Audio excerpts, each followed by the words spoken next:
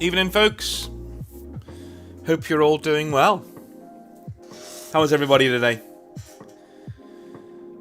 How is everybody doing?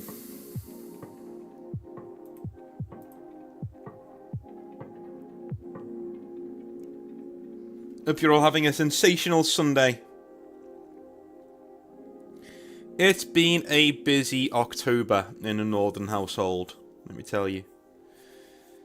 We've had 2 or 3 birthdays this month, all towards the end of the month.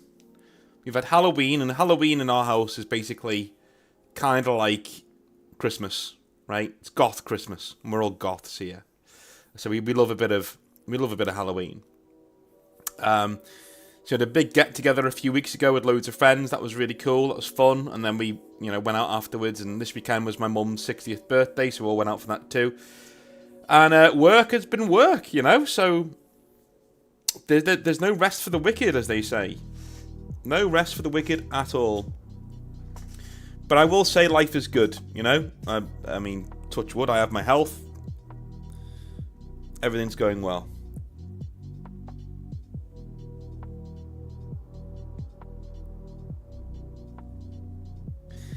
Blackstone Chapter Master says, right, before we really get started, I want to add an idea for later, because normally I work today, so put a pin in this. This idea is for the Night Lords, and more specifically Conrad Kurz. I love his story. Alright, then, put it in the chat, and I'll see if I can remember it. Hey, Damn Legion, how's it going, man? Michigan Yankee, back again. Matthias, the same names. I like it, man. I like it. Wendell, yep, same names. Duke Gurren, you were quiet last time, I think. What's Halloween like in your neck of the woods? It's good. It's good. I mean, we haven't had it yet. I mean, it's not until Thursday, I think. Isn't it Thursday? I swear it's Thursday. Yeah, Thursday. So we haven't had it yet. But I'm assuming I've not done it in this house yet because I've just moved. But I'm assuming if we get trick or treaters, I'll be throwing sweets at them. No problem. But we did jack-o'-lanterns, we carved pumpkins, we've done all of the autumny things that you're supposed to do, and it's the first time I've really had, a time where I've been able to do stuff like that, do you know what I mean? Normally, it's just me who's this enthusiastic about about Halloween around me, so it's nice to have somebody else who's there doing it too. She's a good girl, my missus. Hey, Flaming Neko, how's it going, man? Tom? Osin, good lad, back again. You're still in bed, Neo? That's alright, mate. Do you know what, Neo? If that's because of a bad sleeping pattern, I was there too, man. I was there too. Dude, I was there too. Wasn't good. Bad sleeping pattern, it messed with my equilibrium somewhat fierce. And in the end, I think I solved it by just staying up one night. It's completely staying up and collapsing the next night.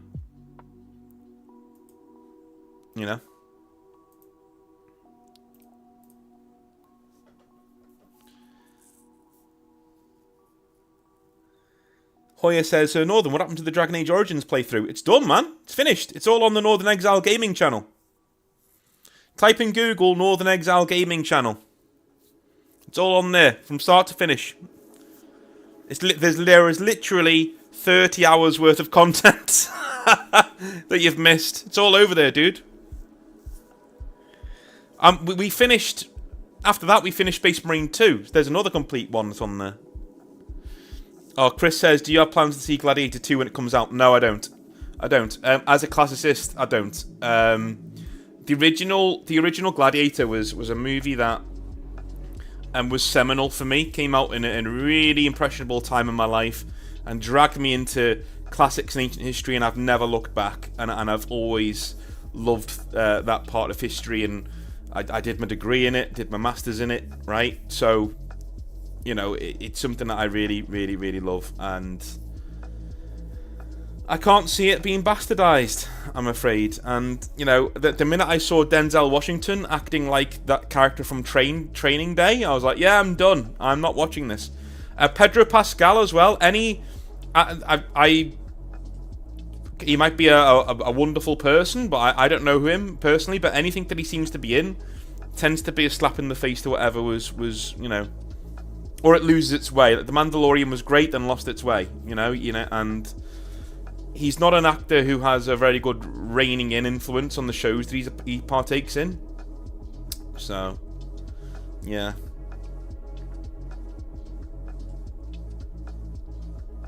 Oh, you're just ill. Well, that's alright, Neo. It'll pass. It'll pass, mate. It'll pass. Hi, Supersonic. All good, man. All good. All good. You're putting those games away quick. Yeah, Faust. I mean, basically what it was is the gaming channel is a vector for me to get over my gaming guilt. So normally when I'm video gaming, I try and figure out, can I be doing something else that's worthy with my time to earn money? Because having a job, right? Having a normal job, you get your downtime and you use your downtime to do downtime things. Whereas me, I work from home when I go into university and I teach, right? So when I work from home, it's up to me when I stop and when I start. So if I do something that's gaming, I could be doing something else. Literally, I could be earning money right now. And me talking to you guys, I could be earning money right now. I could be tutoring right now. So everything that I do needs to have some sort of a reason behind it. And that's what the gaming channel's for. So I can literally, and it's pennies, right? It's pennies. About 50 quid a month, I'd say, I get from that channel, or whatever it is. In fact, I don't get anything from that channel, because it's not monetized. But I do get people joining the Patreon because of that channel. So I'd say I get about £50 a month from me gaming. But at least I can say to my missus and to people around me, yeah, I play video games for an hour or two a night, every other night. But it relaxes me, and I get to talk to people on the videos, and I earn some pocket money. I earn one box of models worth of money, So yeah, but I need to justify it to myself so I don't feel guilty about it, So you value us more than money. I wouldn't lie to you and say that I do. I wouldn't lie to you and say that I do. Dudes, if you value anything over your paycheck that you're getting in, you know what I mean? I'm talking like your family, yeah. Friends, yeah. But anything else, no. Dude, like, earn your money, man. Do well. Do well. There are enough people out in the world who will take the piss out of you if you go into it with a... Like, I've got so many friends who work really hard. They bust their balls for literally no money. And people take the piss. So, don't let people, earn off your hard work, man. Know what you're worth and get your money out of it. And if they won't pay you, go somewhere else who will.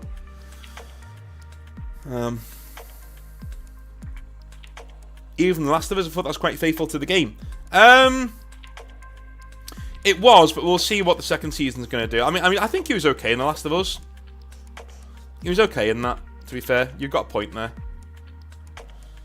But, he doesn't look very Roman.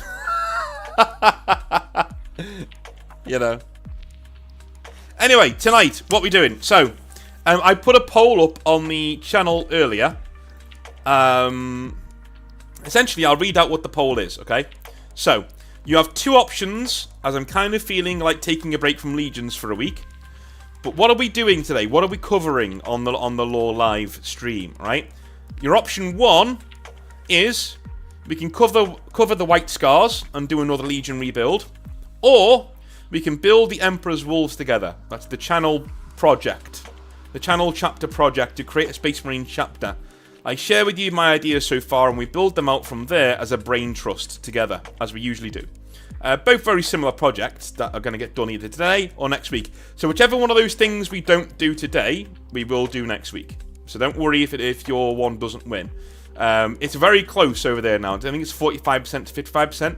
So I'll do another poll on here to let people who are watching the stream have their say, and then we'll add them together, and we'll go with whatever you guys say we are doing today. I don't know. I could easily do the White Scars. I just feel like maybe you could do it with a palette cleanser.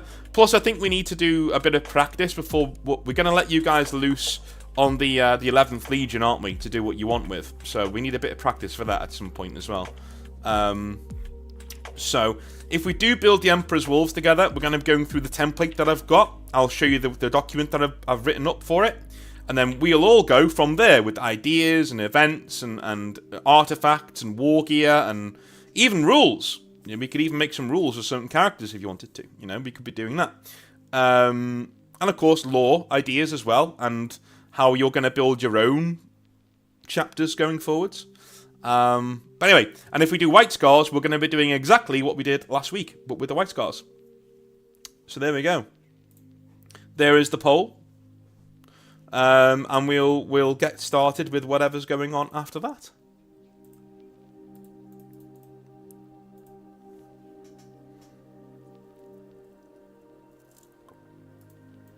I actually really like the paint job we've got going for the Emperor's Wolves.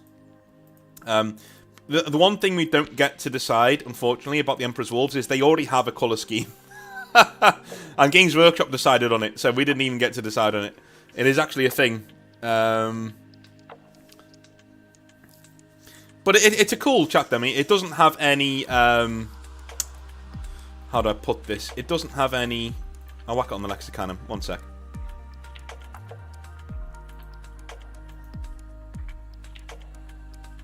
Let me just... There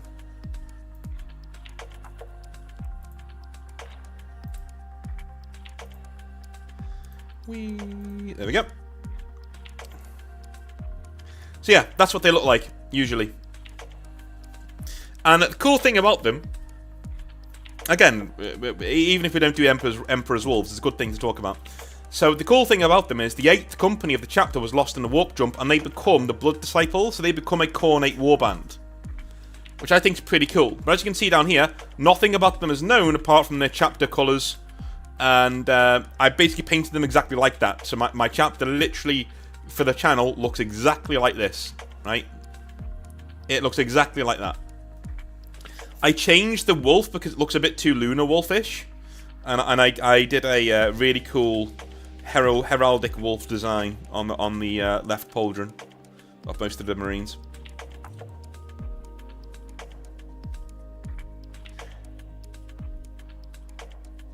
But yeah. And the Blood Disciples actually do have their own thing, right? So if you're a Chaos player, and you want to do some Blood Disciples, I'd love to play you one day with the Emperor's Wolves. That'd be amazing. Can you imagine meeting a friend with your own Space Marine army or your own Chaos army? And it's like really rare, like really something really obscure in the lore. But you know, Games Workshop have written in their codexes and books that your armies actually fight. You know, and it's your own little thing. Like it's like, yeah, no, the Emperor's Wolves and the Blood Disciples, they fight.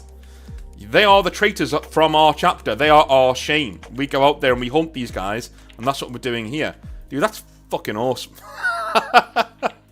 That's awesome. That's what the hobby's all about, man. Blackstone Captain or Chapter Master, thank you very much, man, for the £5. I'm good with either, but I want to hear your opinion on my idea real quick. Alright, let's scoot backwards, shall we? Okay.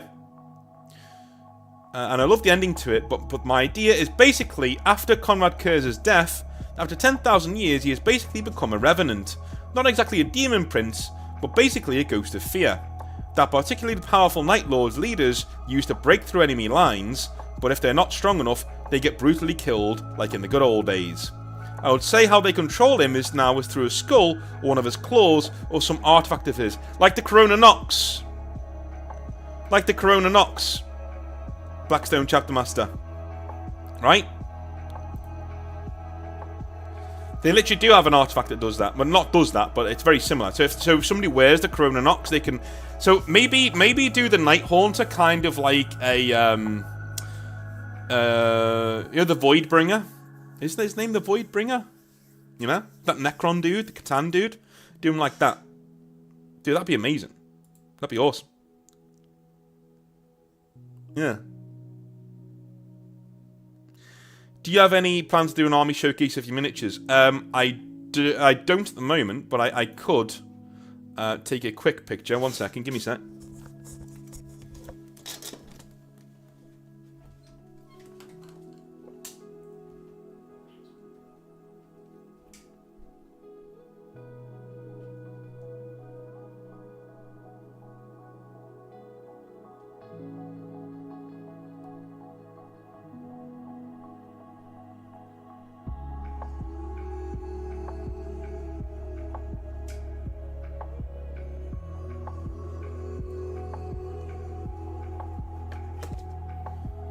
things I do for content.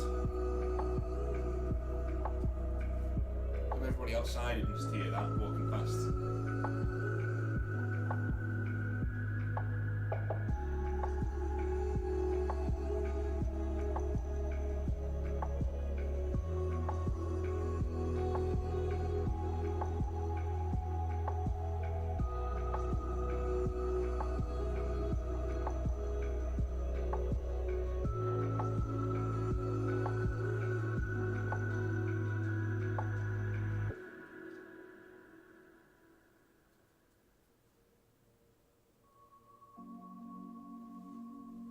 Alrighty.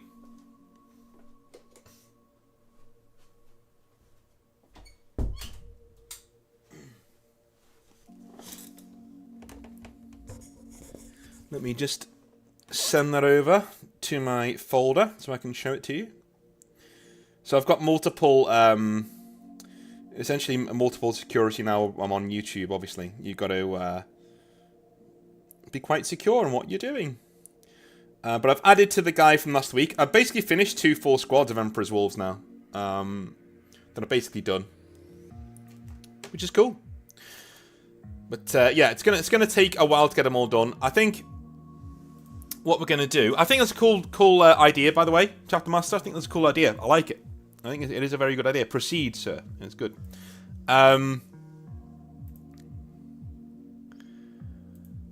Yeah, so I've been able to get a few...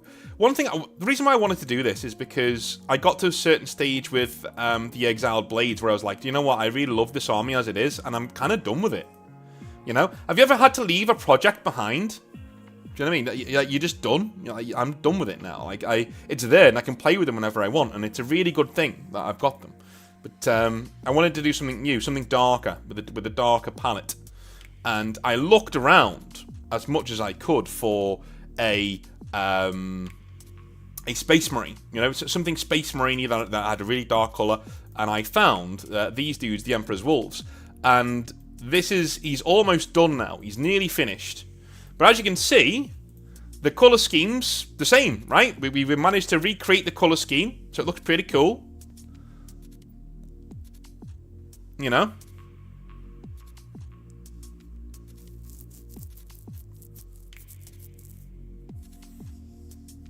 So it kind of matches the colour scheme.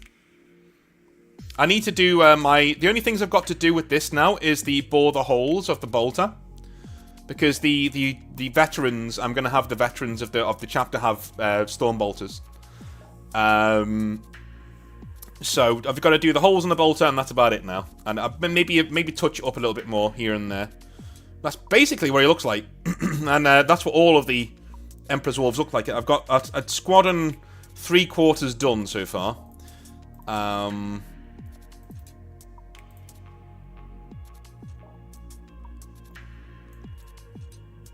had an idea for the skull as well, because the veterans and champions have these flaming skulls on them, and that is that the Emperor's Wolves actually hunt renegade Astartes, and if they kill a chapter master or a champion of the Astartes chapter they're chasing, essentially, they get to put them on their you know. You see the heraldic wolf there?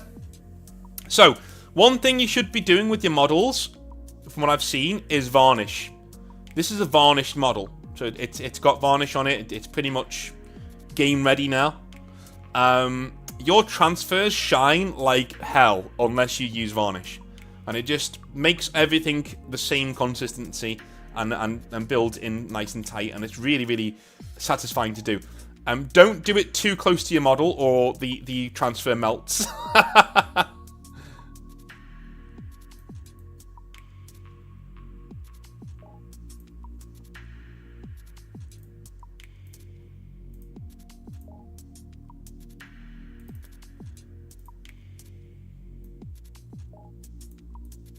There we go.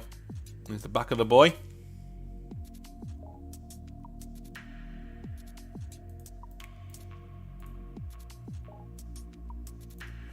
So yeah, that's what the Emperor's Wolves look like.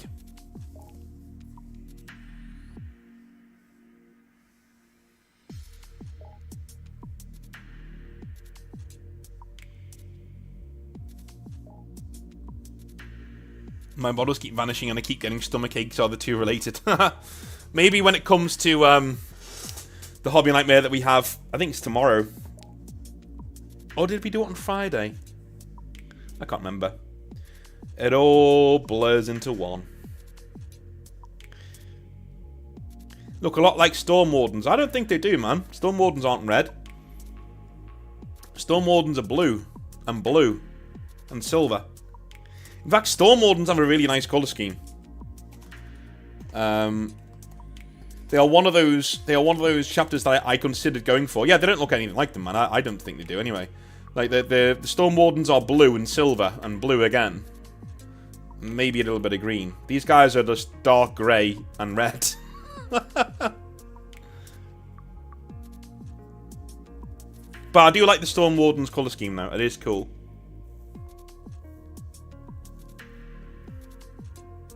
We will be doing the Khan in about 5 minutes. We're going to be, I'm going to end the poll there. So we're doing White Scars this week, and we will do Emperor's Wolves next week.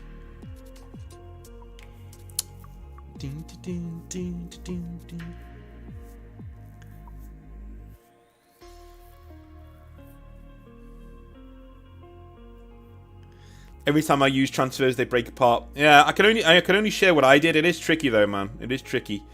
So I got hot water, let it go to like warm water, put some soap in there, mixed it up, and then cut the transfer out, dipped it in for 10 seconds, maybe 15, took it out, and then slid it off with a brush straight onto the model. Like slid it off with the brush straight onto the model, and then it was all right. And I could move it around a little bit because it was wet. Sounds wrong, but you know what I mean. And then eventually flattened it out. But I know what you mean. I broke at least 4 or 5, so I know what you mean. Yeah.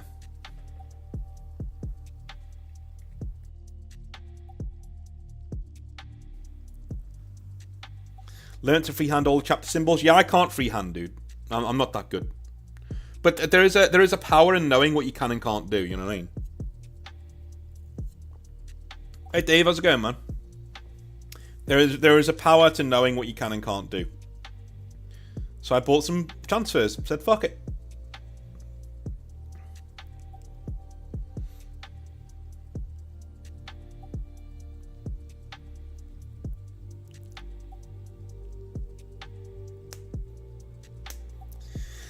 I get that, Jalaxu. Yeah, doing every army different. I know what you mean.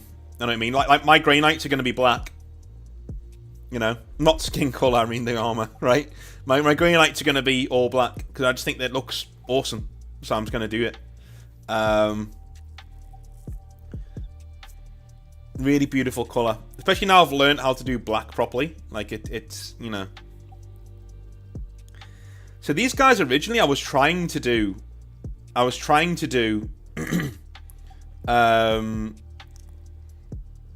dry brushing and get it black, this armor to be black, but then it came out grey and I was like, oh, it's coming out a bit grey.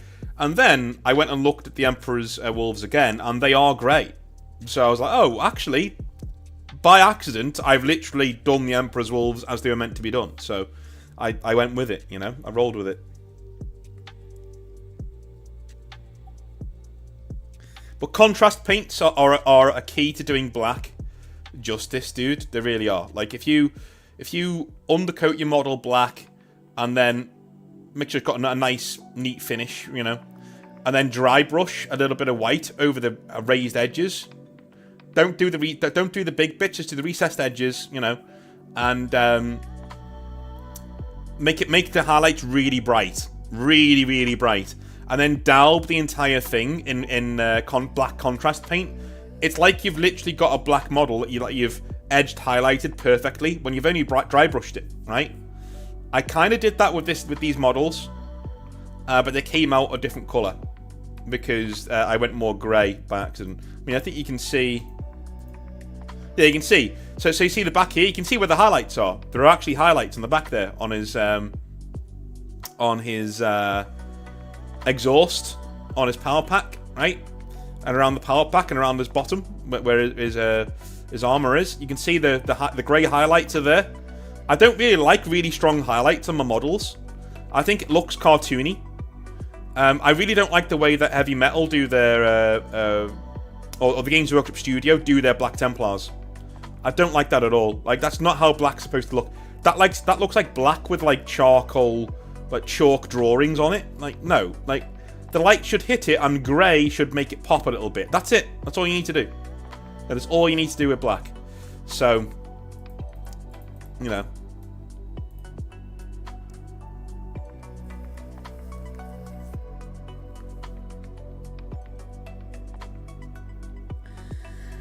Yeah, I know what you mean, Positive Geekery. Yeah, I know what you mean, Dave. Yeah, really not well. BT screwed me and a bunch of people over job-wise. That's happened to me in the past, dude. Like, I've had entire bars closed. When I was in London, right? When I was in London, I was working in a bar and I really liked it. It was a gaming bar and it literally closed. The owner sold it and sacked everybody.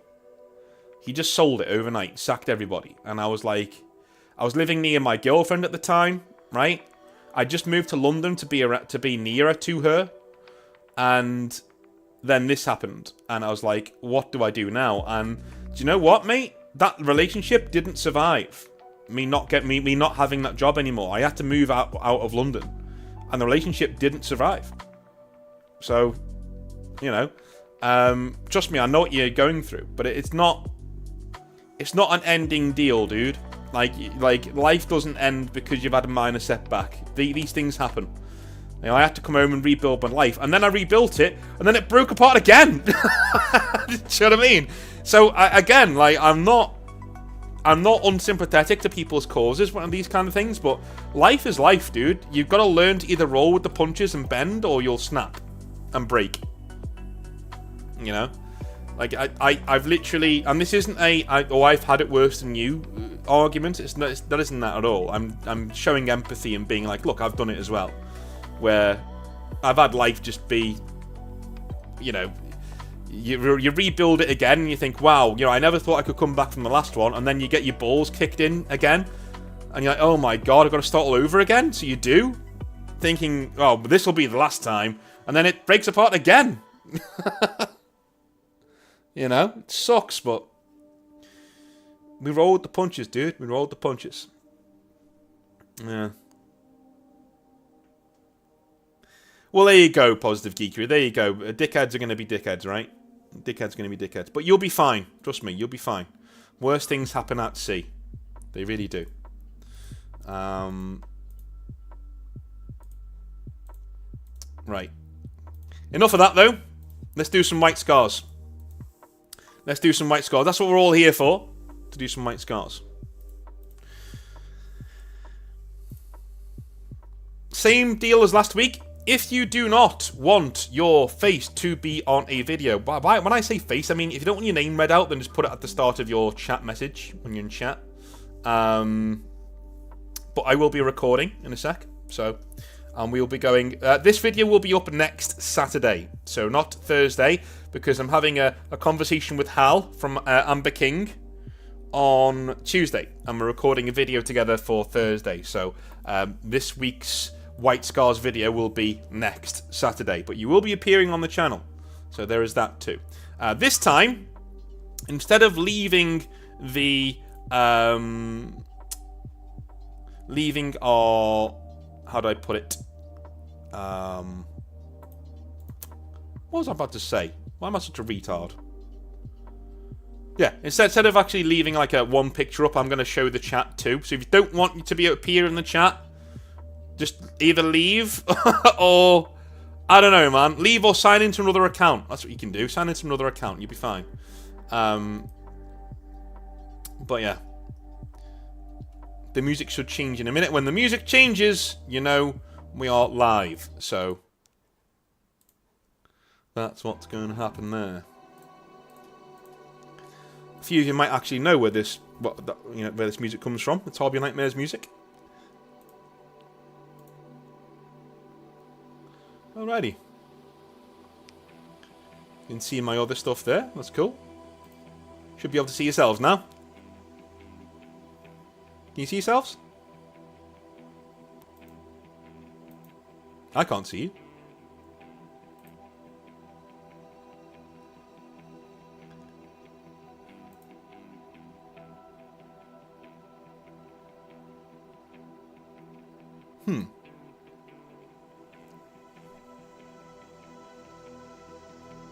What is going on? Do you know what I'll do? Do you know what I'll do? I'll switch this back. There we go.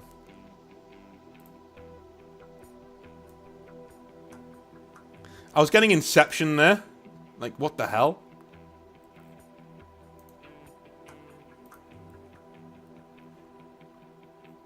Well, now you know what music's on the channel. A lot of people are always saying, what music do you have on your channel? Well, now you know. Now you know. Alright, we can see the chat. So, you should be able to see yourselves on the stream. Yeah? If you can see yourselves, see your chat, then, you know, this is how it's going to look when we put the video on. So make sure that you're happy with how it looks. You're happy with your face being there. All up in people's shit.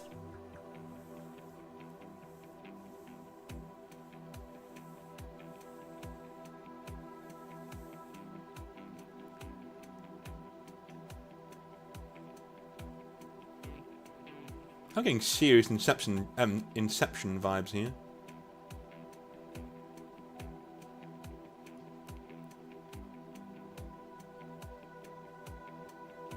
Hey Neo, thanks for gifting a membership, dude. That's nice.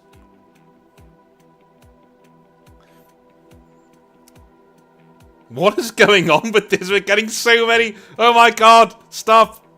Stop! This is crazy. Why is this? Why are there so? Okay, fuck that. We're not doing that. What is going on there? All right, let me get rid of that, and we'll do this. What is going on? Why are there so many of these things? There's only one on my screen.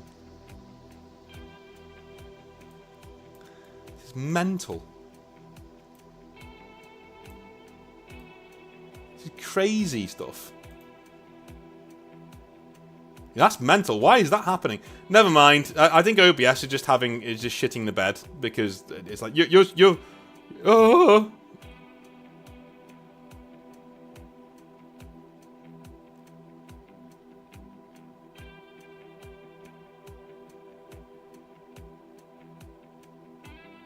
Oh, never mind.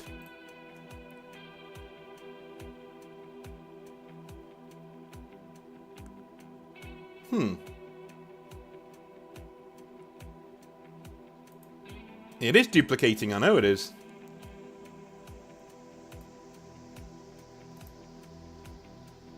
Okay, now it should be fine. Now it should be fine. How's that look? How's that look, ladies and gents? Should be fine now. Oh, we got there in the end.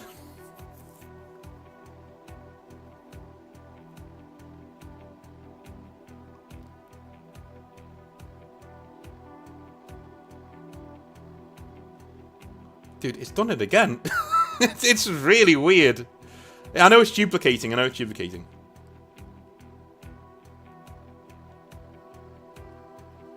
It just keeps doing it. This is really strange. This is so strange.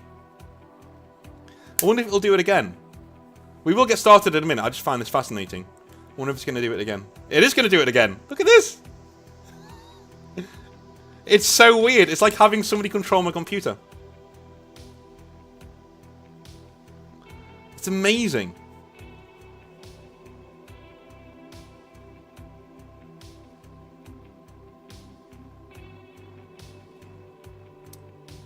Shall we just leave it do this? Should we let it do this, see how far it goes on for? Yeah, I know, it's because I'm watching my stream, etc, etc. Anyway, it doesn't matter.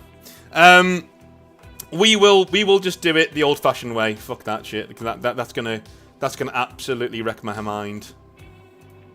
All right, it is the Kargan time. Hello, folks. Say hello, chat. I'm gonna whack chat on the side so I can get a pop out chat. There we go. All right, hello, chat. How's it going? So this week we are covering White Scars and Jagatai Khan. In the past, I have spoken about the Khan and the White Scars and why I think I'm not a huge fan of the White Scars. I know, don't throw things at me. I'm not a huge fan of them. Mainly because I don't mind Games Workshop taking inspiration from history. I think that's a fine thing to do, and I think history is a very, very, very good tool to use if you're a writer and you're trying to make some cool stuff. But I also think that you may be egging the pudding a bit in what you do when you're Games Workshop and you say, we have a Primarch here, I want him to be kind of Mongol-y. Well, we'll make him Genghis Khan then. Alright? That's literally the entire conversation Games Workshop must have had when creating the White Scars and Jagatai Khan. It's literally just, we'll make him Genghis Khan. In space. Because nobody knows the story of Genghis Khan, and now, obviously, because everyone's an armchair historian, most people know the story behind Genghis Khan. Especially the kind of people you sell your models to. The kind of people you sell your models to are nerdy history people who like to read about warriors from the past. They all know Genghis Khan's story, and so when you actually read about Jagatai Khan and you read about the White Scars, it comes across as lame, because it's just Genghis Khan. So I actually think, this week, we might be actually having a rather extensive rebuild. I don't know. I'm going to do our first poll of the day with chat. And that is going to be, how close to G-Khan are we making Jagatai? Alright. We'll do very. Same as now. Close but different. Complete rebuild. No, close but different. Inspired by. Or complete rebuild. Those are your four options. So, what are we doing with Genghis Khan? What are we doing with Jagatai Khan? How close are we making Jagatai Khan to Genghis Khan, right? Are we keeping him the same as now? Are we making him close to Genghis Khan, but a little bit different? Just a little bit different? Are we making him inspired by Genghis Khan, but that's it? Or are we doing a complete rebuild and throwing the baby out of the bathwater and saying, no, complete rebuild. We're going straight from the ground up. The one near the bottom, the complete rebuild, is the most work. The one near the top is hardly any work done whatsoever. If you're following along in chat, I think this is something that needs to be done. Yeah, I just do. If you're watching the video on YouTube, I can't see a world where I find this enjoyable if we keep the poor guy as it is. I don't think Games Workshop do the White Scars any sort of service whatsoever. In terms of just keeping them like Space Mongols. I just can't see it. It's not my kind of thing at all. You know.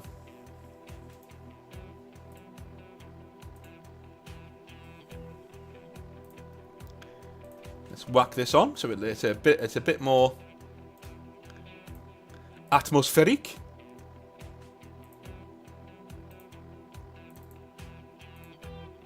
Here he is. Well done, John Stone, for your lovely art. John Stone's done a lot of White Scars stuff. Excellent. A Primaris White Scars there.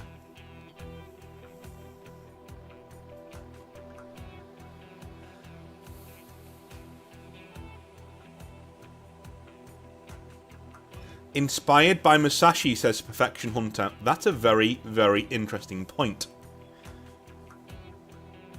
Put him on Chemos. There are like 5 people who've said to put the Khan on Chemos.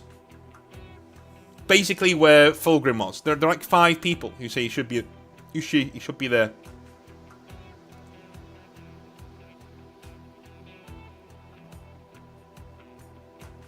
Okay. We'll call it there. So, we're going to make Jagatai Khan close but different. Alright, we're going close but different. The third one down. The third one down. Okay, that's fine. Alright. And no, we're not. We're doing inspired by, which is the third one down. So he's going to have slight little variations in his story that will remind you of the Mongols, but he's not going to be literally Genghis Khan in space. All right, we've absolutely hit the nail on the head. Amu says Genghis Khan was a bit of a douche. Not going to lie. Yeah, understatement of the year. Understatement of the year. The guy killed so many people in Beijing that the streets literally ran with human fat. You know, it wasn't a pleasant person.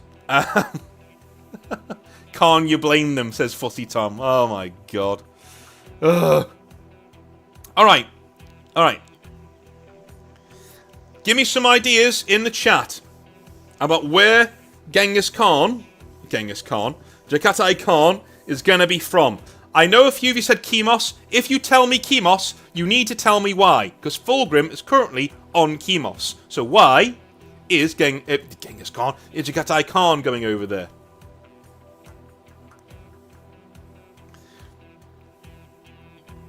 Are we keeping him on Mundus Planus? Are we keeping him on his homeworld?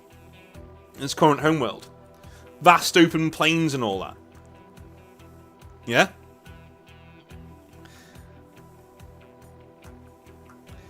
Jalaxu says, capture the feel of the Mongols from the view of the nations they conquered, but the idea that a chapter of Space Marines can have a single cultural / genetic heritage after 30,000 years is hard to believe. I agree. I agree, it is hard to believe. It is very hard to believe. Mad Max Planet, you have hit the nail on the head there, my friend, I think. Yeah, Mad Max Planet sounds awesome. That sounds awesome. Neo, thank you for gifting 1 memberships to people, by the way. Good of you. So are we making Chigoris more of a Mad Max style planet? Yeah? Hey, Wings of Steel, how's it going, man? Are we making Chigoris more of a Mad Max style planet? Now, Speed Freaks, talk to me. Orc Speed Freaks.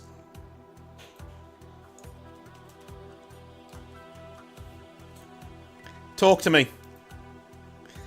Are we whacking Speed Freaks on the same world? Wouldn't that be awesome? Like we've got Chigoris there. And it's the Khan just sort of riding around Chigoris on motorbikes. He's like in biker gangs and shit. And he's literally got Speed Freaks running around the world with him, fighting him all the time. Oi! Right? How awesome would that be? Literal Speed Freaks in a Mad Max style world where petrol is used as money. And the Khan fights running battles with these dudes. We start to pull the Khan away from Genghis Khan and historical, you know, things. And we make him more 40k. We make him more Warhammer, right?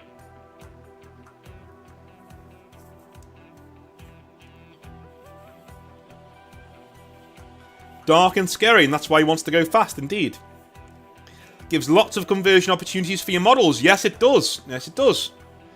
Now, here's the thing with Speed Freaks. I wouldn't want to wipe them out. Right? I think the Khan should be like, I don't want to wipe these guys out. These guys complete me.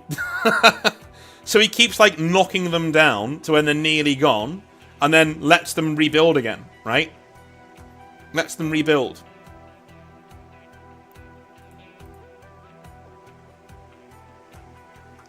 Yeah. Alright. I don't even think we need to vote for this, because I think a lot of you are really on board with this idea. A lot of you really are on board with it. So, White Scars. So, Chigoris is a Mad Max style world. Oh. World filled with Speed Freaks. It's filled with Speed Freak Orcs. Jagatai. fights the orcs and saves the empires on the world, uniting them under him. And nobles on Jagoras are essentially posh biker gangs. How does that sound? So Jagoras, his home world, is a Mad Max style world. Literally, my name is Max and my world is fire, right? Petrol is used as money in this setting to get from place to place. And it's filled with speed freak orcs. Like hundreds of thousands of speed freaks riding around. And Jagatai fights the orcs and saves the empires on the world and unites them under him. And the nobles on Jagoras are essentially very posh biker gangs. Imagine the High Lords of Terror, but they're all bikers. With the wigs and all sorts, right? That's the most 40k thing I've ever heard in my life.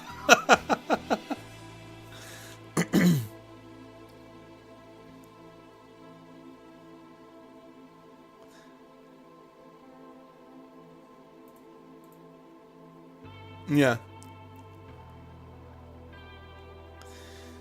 Jalaxu says, I love the idea of Blood Axes trade and occasionally work with the Imperium. You could have some interaction between the Speed Freaks and population prior to the Khan's arrival.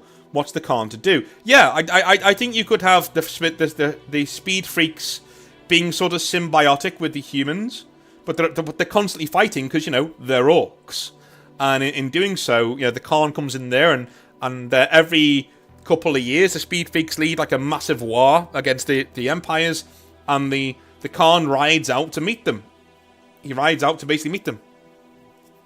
Gorka Morka, but posh. Yeah, exactly. Exactly. Yeah. Yeah.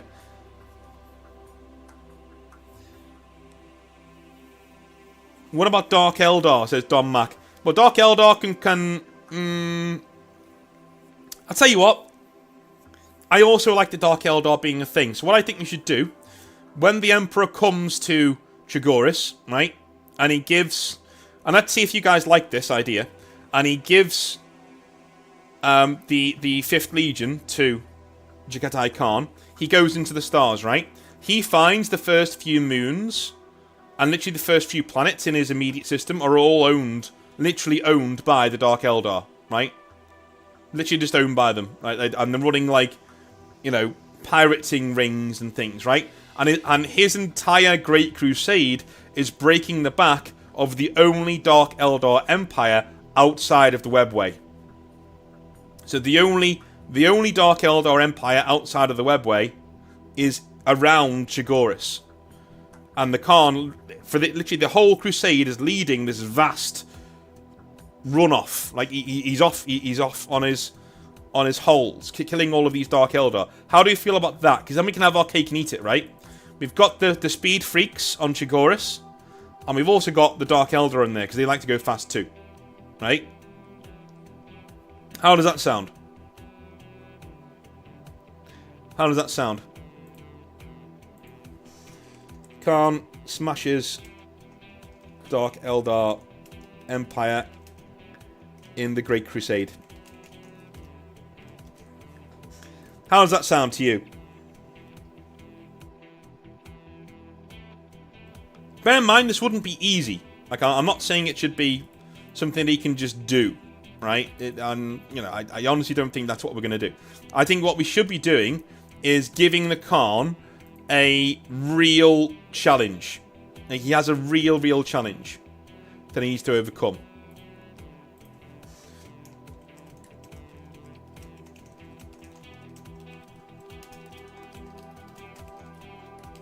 Let's see.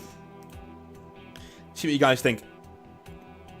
The Khan smashes Dark Eldar Empire in the Great Crusade. Again, this is not easy, right? This is something that the Khan... It takes the entire Great Crusade, like the entire thing, for him to get rid of this empire. You know? And this is why his dudes literally range so far.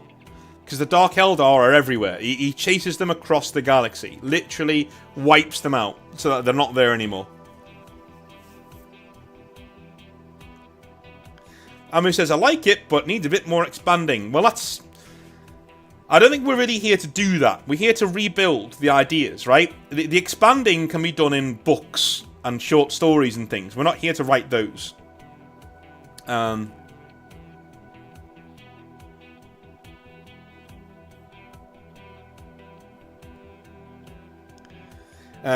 says, Dark Eldar kind of enslaved the primitives of the planet by pretending to be sky gods and abducting them. Khan shows up, sees through it, and motivates the planet to ride out and skirmish with them. That'd be cool too, yeah. I mean, we can have Dark Eldar on Chogoris as well. You know, they can be taking orcs and taking humans. They think this is really fun, right? That's what they do.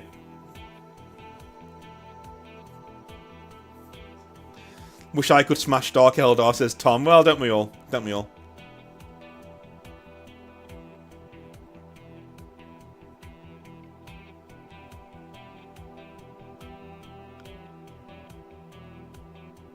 Faust says, now you're starting to sound like Games Workshop, where they're always giving it to the elves. I'm not sure. I'm not sure. I mean, I think what you have to remember, Faust, right, is in 40k, the elves should get wins. Eldar and Dark Eldar should get wins in modern 40k. Against an entire Space Marine Legion, nothing should be standing up to that. That is 100 to 200,000 angry superhumans. Like, like, what are you supposed to do? This is the Great Crusade, dude. This is the Imperium at its very, very height. You're telling me they couldn't smash a Dark Eldar Empire at that stage? Of course they could. Of course they could.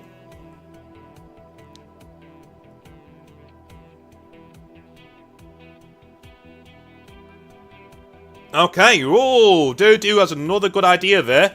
Alright, okay. Alright, so, remember last time we said that the Emperor actually sent out the Primarchs for specific reasons? Durdu had a really good idea there, and that's the second one he's had today, so applaud Durdu. Well done, mate. He said that's why he was sent to Chogoris, was to hold the Dark Eldar Empire. So, yes, Khan sent to Chogoris to stop Dark Eldar expansion. But Orcs halted his plans. Now he's off the planet and taking the fight to the Dark Eldar. Sweet. Alright. So we got him off Chogoris now. We got him off Chogoris.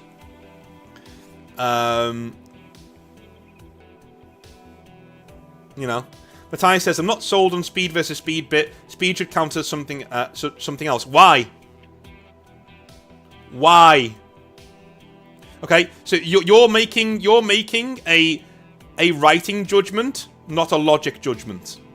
Yeah, that's just how it is. Like it's like saying, well, Napoleon sent his great guard up against, you know, his old guard against Wellington up a hill, and he shouldn't have done that. That makes no sense. Yeah, but that's what he did.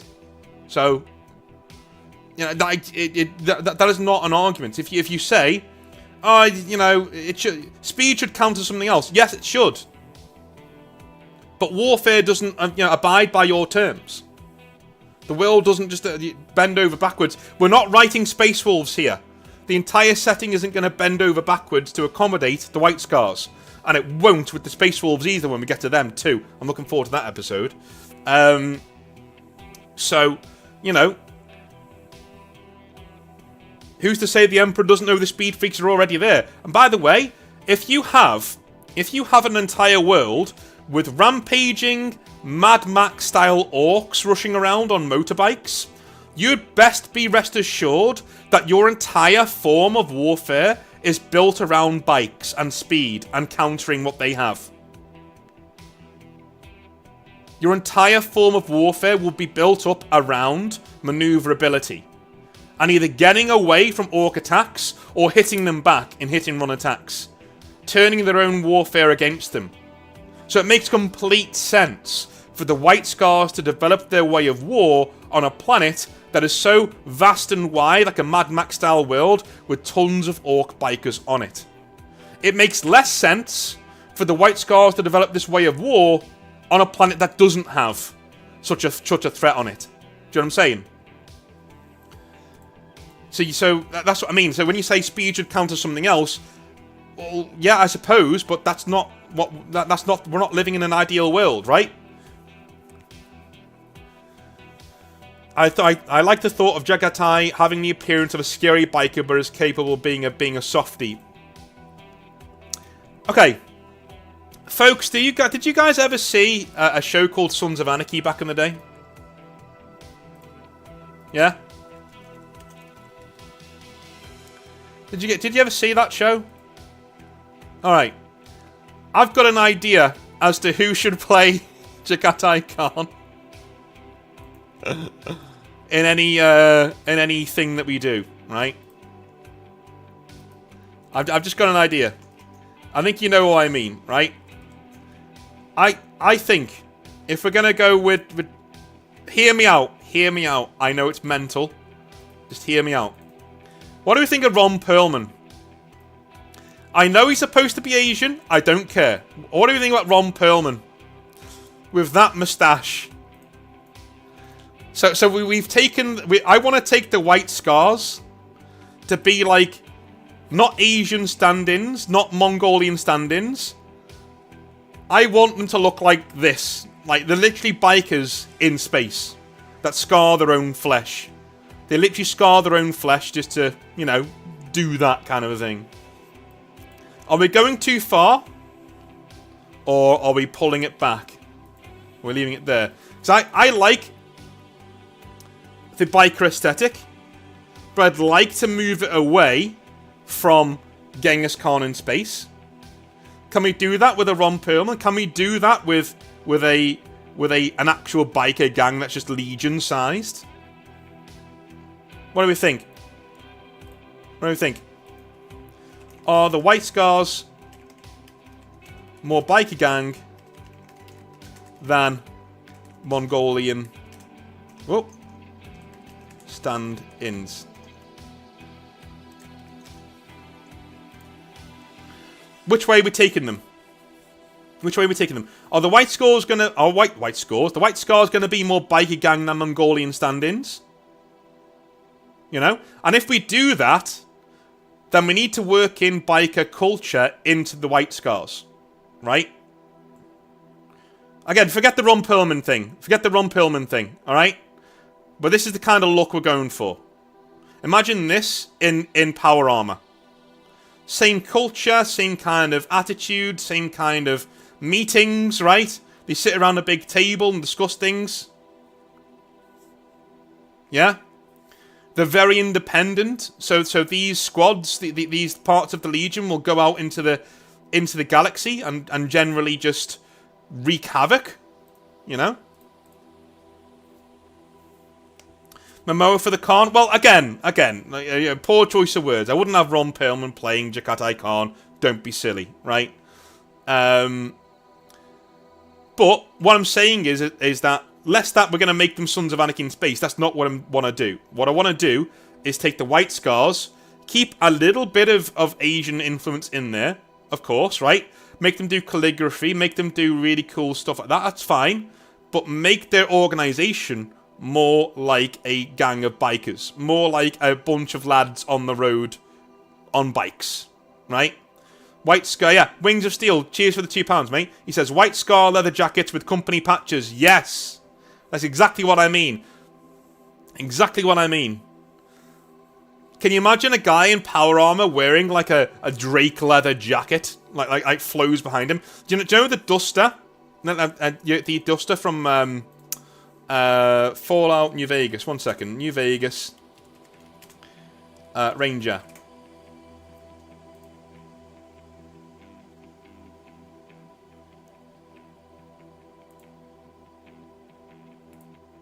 That looks cool. Yeah, we'll go with that.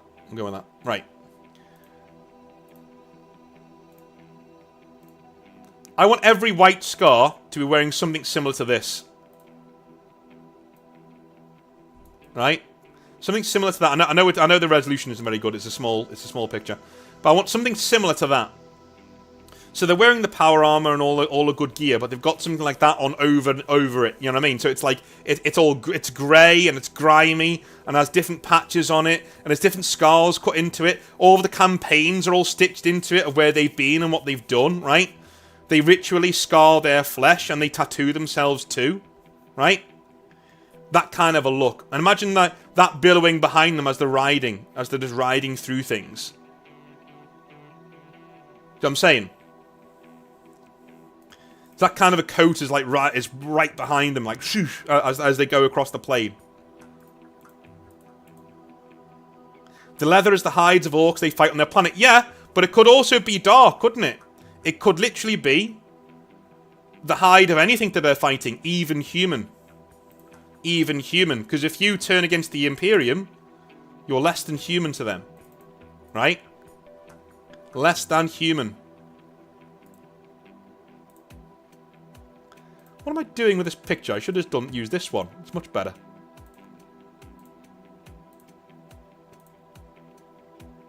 There we go. There we go. It's literally on the box art. Look. See? So they've got something like that billowing behind them whilst they're on their bikes. And it's not brown. It's like grey, you know? It's like really dark grey.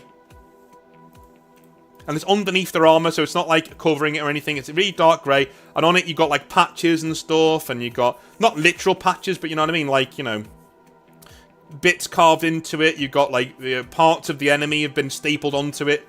Looks brutal. But that's what we're going with, right? Alright. It's divided, people. But 62% say that's what we're going with. So that's what we're going with. We're actually going with true biker white scars. Alright, cool. I love the armor, so I'm going to leave it on there for a little minute. Actually, no, I won't. I'll take it off because we're going back to the Asian stuff now. So, somebody said it before. Who said before about Miyamoto Musashi? Who said it before? Yeah? Who said it before? Here's my thing. So we've added these biker elements into the white scars. Okay? But that does not mean that we should take away the white scars' ability, or not ability, their Asian influence altogether. It's Perfection Hunter. Cheers, mate. That doesn't mean we should bring away all of the white scars' Asian heritage completely. I don't think we should. I think it should stay Mongol samurai in space. Right? But with an absolute injection of biker identity in there. Yeah? So, how do I put this without sounding really, really, really bad? How Asian are we going? How Asian are we going? Same as before. Infusion with biker culture.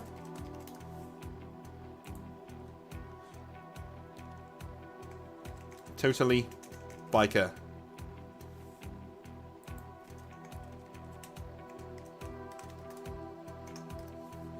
Alright. How Asian are we going? Are we going the same as before, 40k style? Are we infusing it with biker culture and making it meld in together? And if so, we'll discuss how to do that. Or are we going completely biker culture? Are we going completely mental and doing biker culture?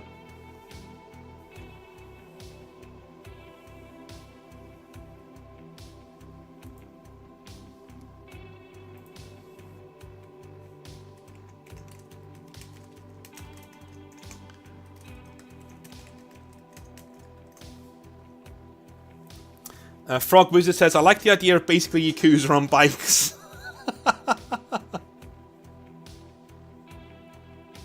Yeah. Michigan Yankee says, so Space Yakuza. I'm not Japanese, but they're mafia. No. I wouldn't say we're going Yakuza, no. Maybe the Asian bikers are descendants from colonists from the Golden Age of technology. Yeah. Could be. Could be.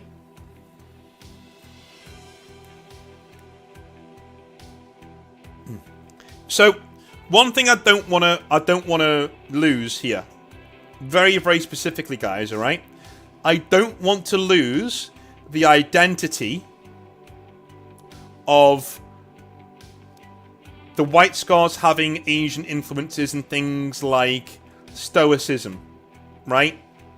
Being above things, laughing in combat, the joy of the ride, the joy of the hunt.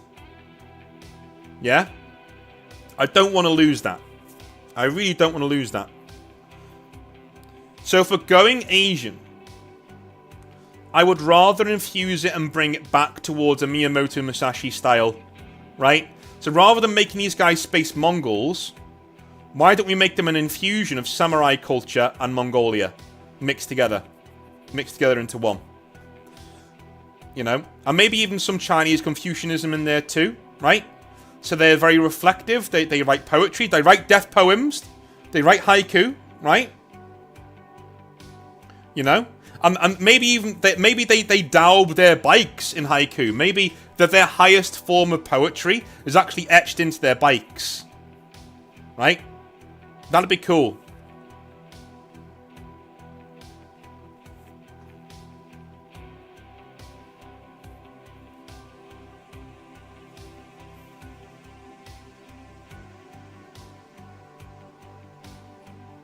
I'm going a bit too far into it there, Damn Legion. Yeah, he says, Mongols fought Japan, so make Yakuza bikers an enemy of the planet the Khan has to beat. Yeah, I mean, we're going backwards. But I like the idea.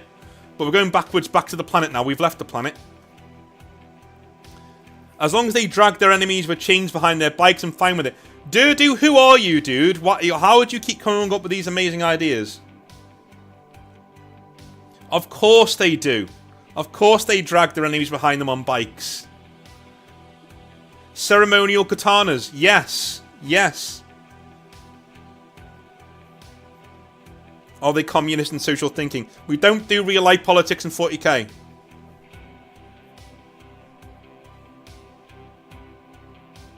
Haiku purity seals. Yeah, we do cultures, we don't do politics.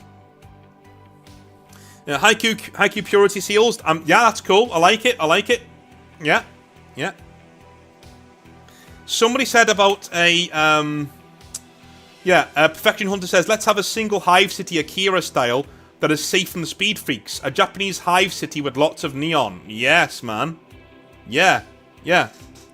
Only city on Chiguris is essentially a feudal Neo-Tokyo.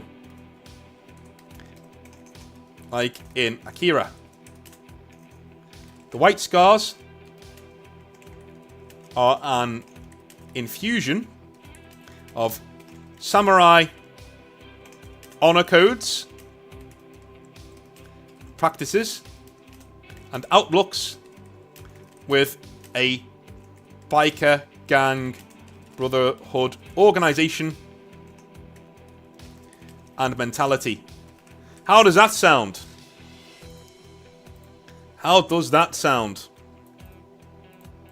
We can leave behind the culture after this bit, I think, which is kind of big. We'll end that poll and we'll start this next one. Alright.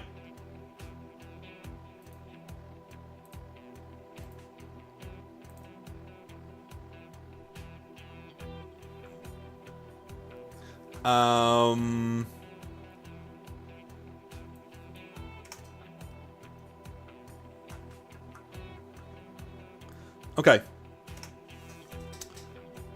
White Scars are an infusion of samurai,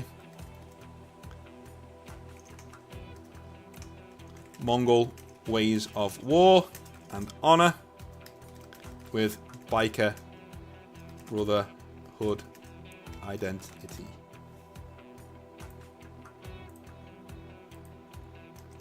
How's that? Let's ask the chat. White Scars are an infusion of samurai/Mongol ways of war and honor with biker brotherhood identity. What do you guys think?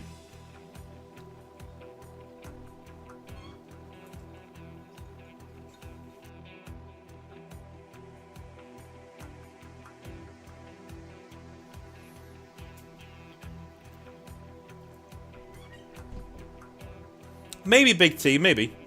What about Stormseers? We'll get to that in a minute. I don't think Stormseers need to change. I think Stormseers are fine, as they are. The Stormseers already blend in with what we're already doing.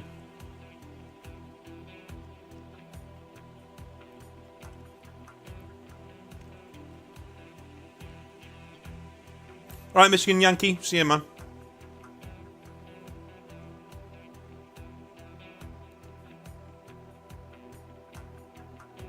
Yeah, Perturaba, yeah. Hive City, Blade Runner, and Collapsed Mega Corporation. Yep, sounds good. Sounds good.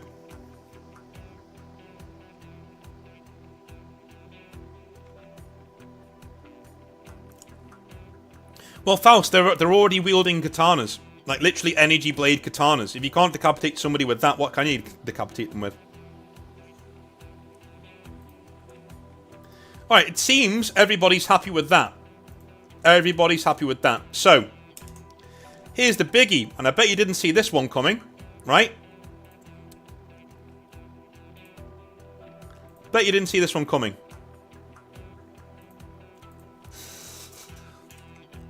Oh, the White Scars. Loyal? Or traitors?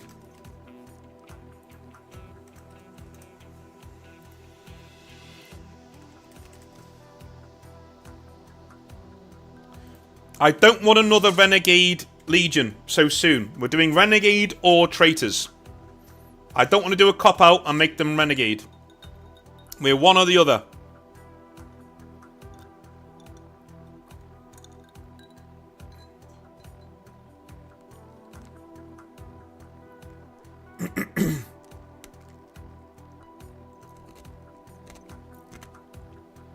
JD Studio said it there, yeah.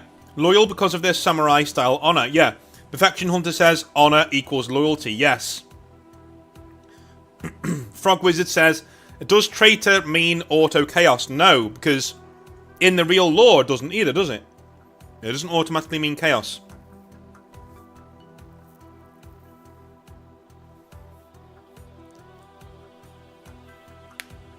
Yeah, Don Mac, that sounds cool, yeah. So we could make the Stormseers Technomancers. Technomancers. So they basically fix bikes. That's literally all they do is fix bikes. Yeah, I'd love to do it. That's cool.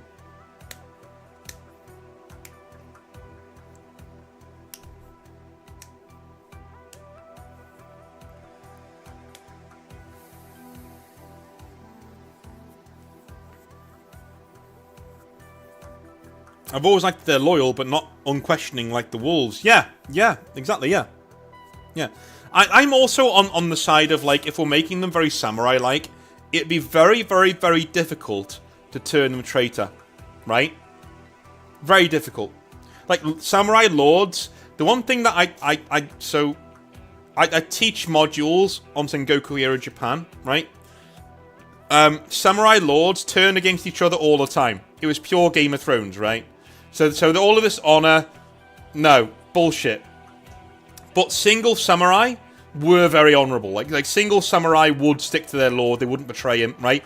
Other lords would betray each other because they were almost given credence to do that. They were allowed to do that because of their station, right? But actual samurai very, very rarely turn against their lords. Very rarely.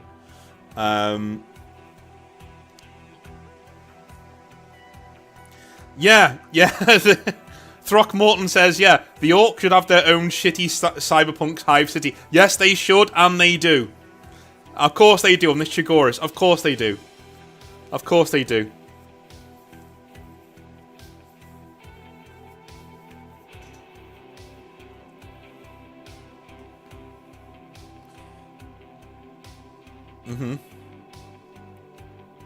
Duke Gurren says, there are certain quotes from the books that still hold true to the nature and ways, such as fighting for an empire that didn't want them against a brother that would have taken them in a heartbeat. Yeah.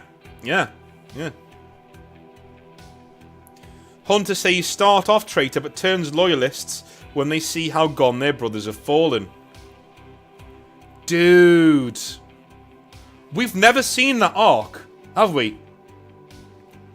We've never seen an entire legion fall to chaos or fall to Horus's side and then go, do you know what? Y'all are just cringe. See ya. We're going to go over here now.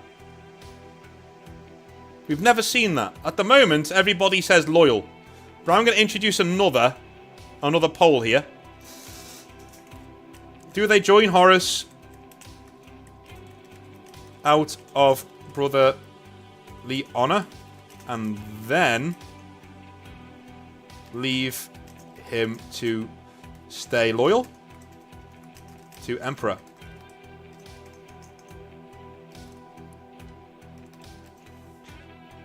Alright. So what I'm saying here is, do the White Scars join Horus out of brotherly honor, right? You're my brother, I am honor bound to be with you, right? And then they go, do you know what? You guys are falling to chaos? What is this? This is cringe. No, this isn't. No, we didn't sign up for this. And they leave. They leave and go to Terra and say, listen, we're sorry, blah, blah. And that could be a reason why they're kept outside the walls of the Imperial Palace. They're not allowed inside the Imperial Palace. Yeah? So the Imperial Fist and the Blood Angels are, but they're not. They're not allowed inside the walls.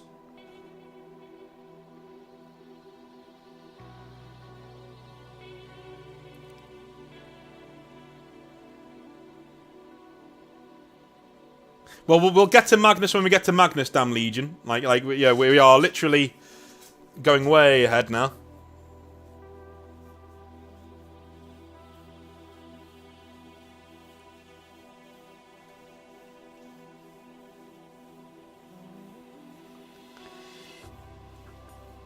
Chris C says, no, too flip-floppy to be honourable. It depends. It depends what your what your reasons are. So, what if Jakatai Khan's main friend is Horus, right? And all of Jakatai Khan's friends, Magnus, people like that, they're all with Horus. And Horus says to him, look, listen, I'm your brother. I will never leave you astray. The Emperor is a tyrant who needs to be cast down. And this is the honourable thing to do. We're doing the hard decision. That would make the Khan go, okay, cool, fine, I'll go along with that. Until he sees the demons, and he sees the eradication of the loyalist elements of the Legion, things like that. Then he goes, no, screw this, right? We could have the Khan fight his way clear. I tell you what we could do. Why don't we put the Khan, right, at Istvan 5? The drop site massacre. And his entire legion is fighting with Horus, on Horus's side. Against the legions that are coming in to face him, right? As soon as he sees that, the Emperor's children go a bit crazy, we're starting to see things fall apart, and the traitors are winning, and as soon as he sees that the loyalist legions are betrayed, he turns against Horus. He says, no, this is not honourable. This is not what we're doing. We're here for a stand-up fight, and if we need to die for our ideals, then we die for our ideals, but we don't do things like this. We're better than this. And Horus says, hey man, to make an omelette, you gotta break a few eggs. And the Khan says, yeah, go suck a dick. Go suck a dick, Baldy. And draws his blade, and they cross blades. And maybe the White Scars are the only reason why many of the loyalists get away, because the White Scars lead them in a breakaway. They break through the traitor lines with no warning whatsoever. They break through with their bikes the traitor lines, and they lead people to teleportation points and ships to get them off the planet, and they shield them. They shield them with their hit and run warfare, right? Because now an entire legion of around 150,000 pissed off bikers are screening the retreat of the loyalists.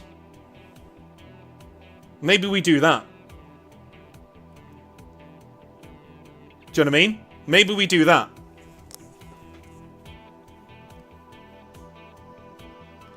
Yeah, I think we do that. Alright, let's do that. So, Khan originally sides with Horus out of brotherly duty and honour, as he trusts him. After seeing his dishonourable tactics at Istvan 5. Wait, dishonourable tactics at Istvan 5. He turns on Horus and sides with the Loyalists, screening their retreat from the massacre and escaping with half of his legion to Terra. In the Siege of Terra, he is made to fight outside the walls, as no one trusts him. Alright. So now we get to see the White Scars on Terra, like fighting as they should fight, outside the walls, riding around outside the walls, right? Just as they do. Are we changing much about how they fight the Siege of Terra? I'm not sure we should. Are we changing much about it?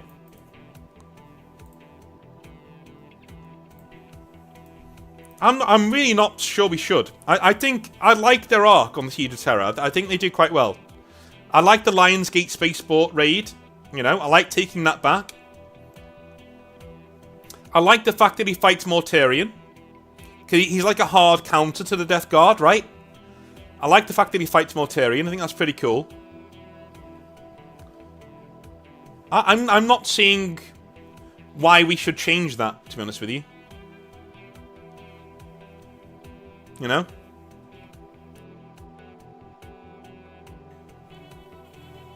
JD Studio says, or better yet, the Khan is late to Istvan 3 due to a warp storm, where he discovers the desolation and a lone survivor in Loku tells all. Enraged at Horus's dishonor, he travels to Istvan 5. Maybe. I think we're retconning too much of what we've already said in stone now, if we do that. Durdu says they are more vicious, trying to prove their loyalty. Yeah, that'd be cool. Yeah. Pertra Alba, maybe they are a selfish legion, like the Riders of Rohan at the Siege of Gondor. A relief legion, yeah. Maybe. No, I think they'd be there way before anyone else gets there, to be honest with you. I mean, these are the White Scars, right? They're very quick. They'd be there pretty quick. Bada Alamar says, or they could have turned traitor to understand Horus more to defeat him. They faked it. I don't much like that idea because I think Jagatai Khan and Horus are quite close in this setting, you know? Who kills Khan in the lore? Alright, so I think we've decided that Throckmorton says, after this, don't they have to seppuku themselves, though? Why? They didn't lose. They didn't lose. That they won the battle by fighting on the traitors' side, and then turned on the traitors and won the battle to get the survivors away from the traitors in Istvan 5. They won twice. Like, you know. Alright. Does the Khan survive the Siege of Terra?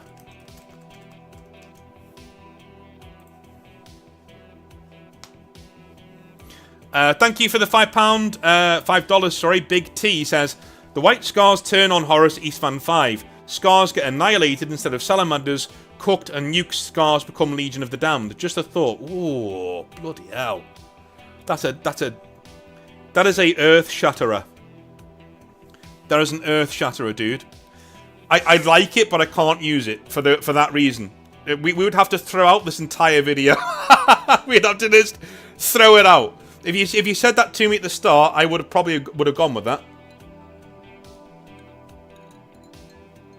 I'll tell you what, though. I'll tell you what, Big T. What we'll do, right? Some of the slain White Scars are scorched and become the Legion of the Damned. There you go. I'll whack that in. I think that's such a good idea. I'm putting it in. So the White Scars who do fall Eastvan 5, are heavily hinted. Heavily hinted. We don't say, because in 40k, remember, vagueness is your friend. We don't say, but it's heavily hinted that the guys who died on Eastvan, the White Scars, because they were damned, because they were originally traitors, they become the Legion of the Damned. Alright?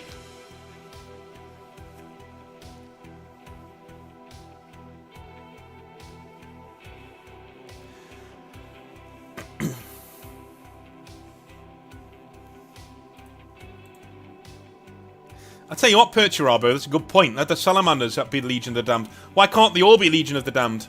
But the thing is, the reason why is because they didn't turn against the Emperor. There's the phrase there, isn't there, Perturabo? Damned. The Legion of the Damned. It's not the Legion of the nice people who didn't turn against the Emperor. You know, it's the Legion of the Damned. They should be damned for some reason, right? These guys never made it to Terra to absolve themselves in the Emperor's eyes. So they're damned. I like Big T's idea more. I like that idea more. I like the fact that, yeah, because they're Legion of the Damned for a reason rather than being, you know. JD Studio says, the Khan, racked by guilt, goes on a crusade after Terra to restore his honor, where he is killed by Mortarion, his closest brother, after Horus. Okay. I'll be damned, says Damned Legion.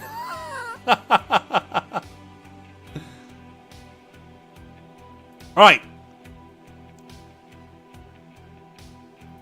So we are done, and Jagatai Khan has survived the Siege of Terra. So round 1 against Mortarion is a draw. Right?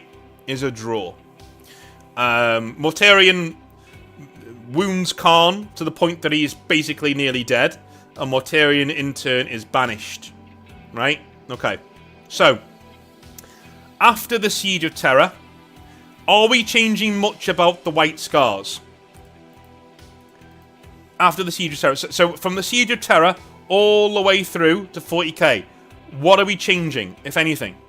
Or do we like the way... Are we letting this Legion just, you know, evolve as they are? We can do that too.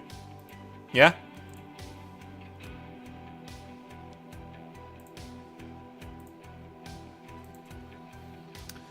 Are we changing more of the White Scars towards 40k? Or are we happy with letting...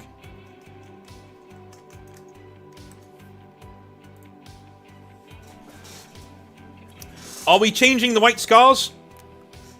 Or are we happy? Chris C with the $20. I appreciate it. I appreciate you as well, man. Thank you very much. Thank you very much. Are we changing much about the White Scars going forwards now?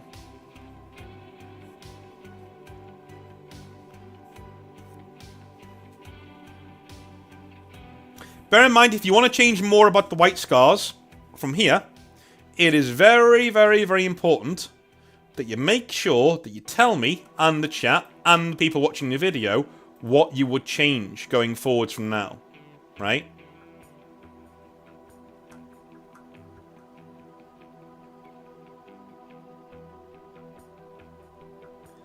What are we changing? You can't just say, yes, we're changing more of the White Scars towards 40k. Alright? Are we keeping the Legion that we have now, that we've built, and moving them forwards to 40k to be the chapter, you know, very similar in 40k to what we've made? Or are we changing more of them over the 10,000 years? And if so, what?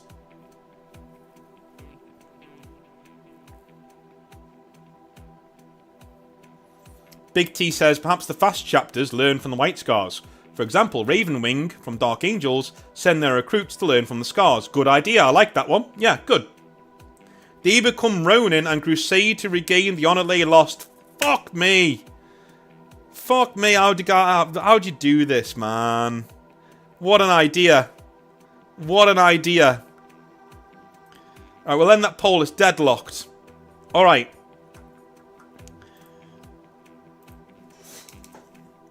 White Scars become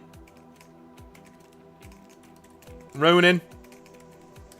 Fleet Chapter. Obsessed.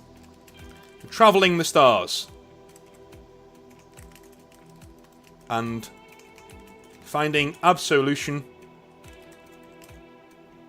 by fighting the enemies, by fighting chaos, right? By fighting chaos.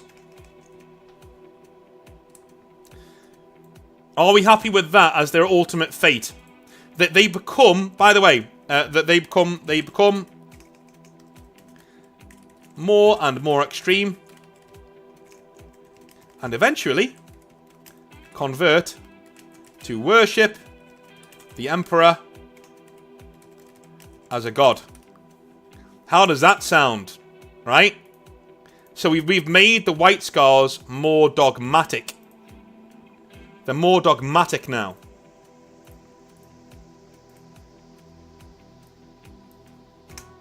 Yeah? So White Scars Ronin. Obsessed with absolution and worship the Emperor.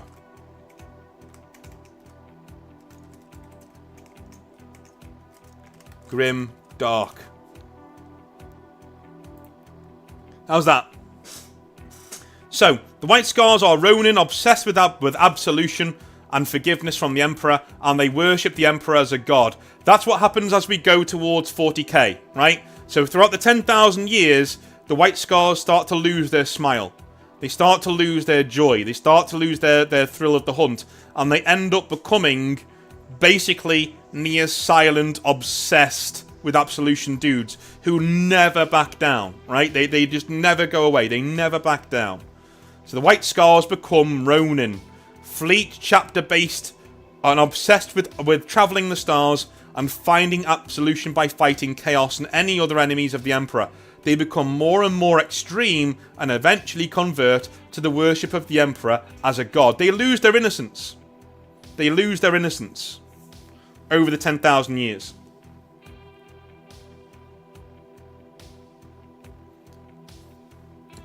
More fleet-based, more crusades. Yes. Religious biker gang, says Grot. Yes. Exactly. Exactly. If they become dogmatic, do they still have psychers? Do. That's a good point. I'd say yes, they do, because the Black Templars are insane, you know, and they're different. They're not Templars on bikes. These dudes, they still have psychers because they believe the Emperor is a psyker. He's the lead psyker, right? So other people are born in the Emperor's image. That's good, right? Warrior Monk Ronin, exactly. Big T says their worship is so fanatical that they compete with the Black Templars and they work together regularly for that reason. Mega Crusades. Yeah, love that idea. Love that idea. Love that idea. Right, okay. So,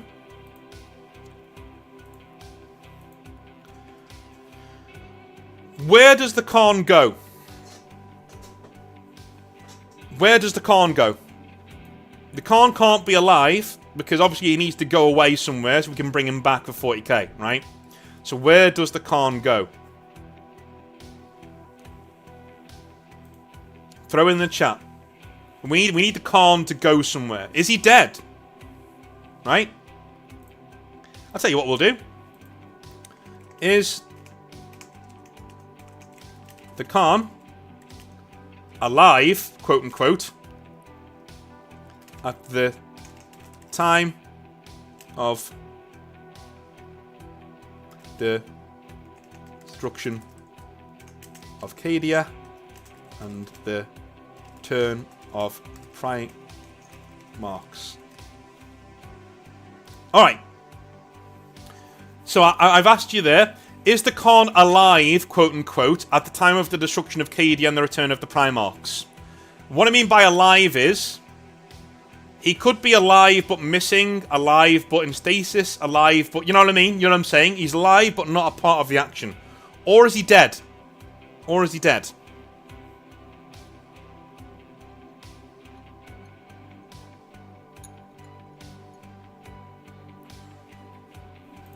A lot of people saying same as canon.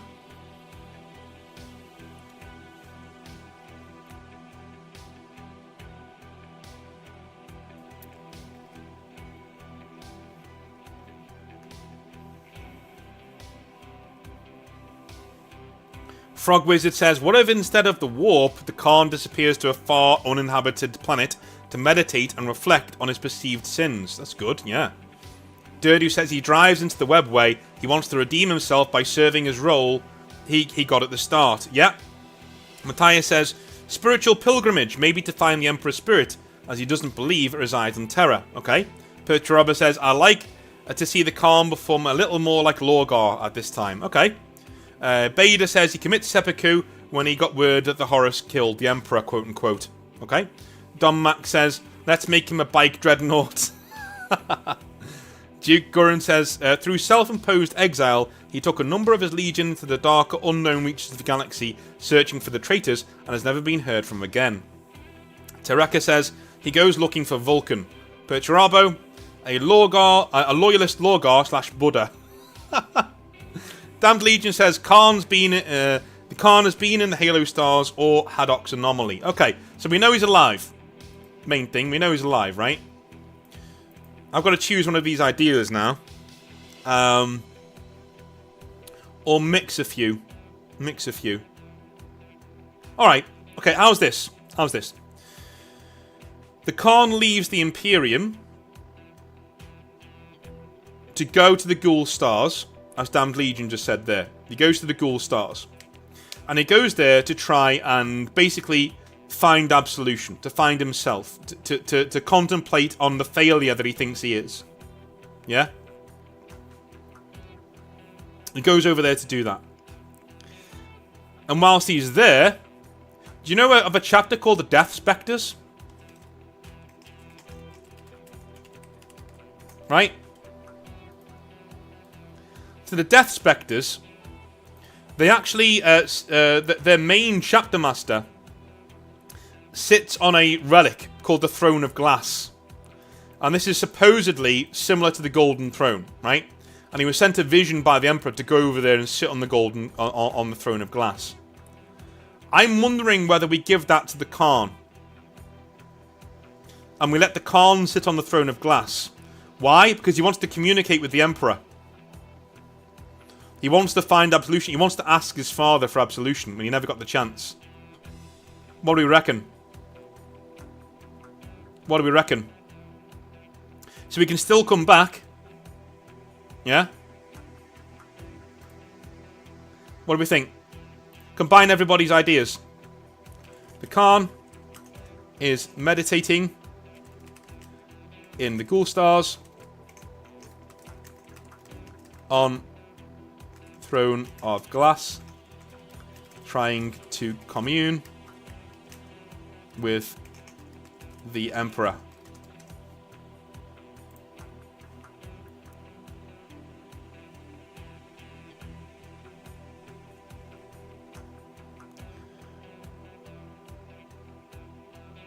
Khan's not a powerful enough psyker. Yeah, he doesn't know that though. That's why he's trapped there for 10,000 years. Because he's like, right?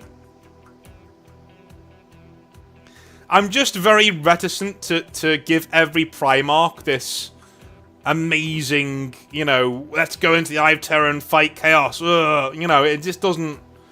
everyone? You know, like, can't other people do other things?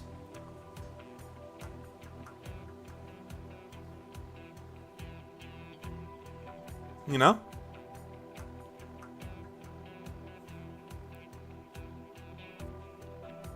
Rigor Mortis, I haven't seen your original. What did you say? You said mine's better. What did you say? I've scrolled upwards. I can't find it. Big T says he meditates in Lionel Johnson's magic forest to try and speak to Dad.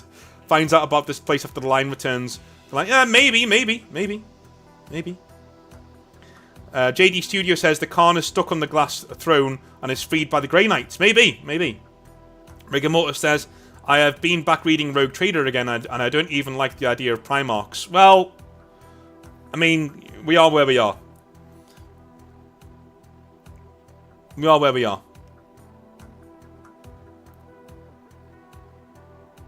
By the way, Damned Legion, by the way, the Throne of Glass doesn't require a Psyker. If you read its lore, it doesn't require a Psyker. Yeah? It just requires somebody of great will. It doesn't require a Psyker. So him not being a very good Psyker isn't a part of it. Like, it doesn't matter.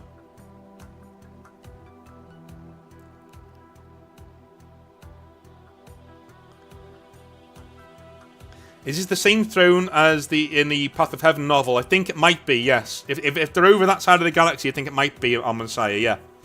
I think it might be.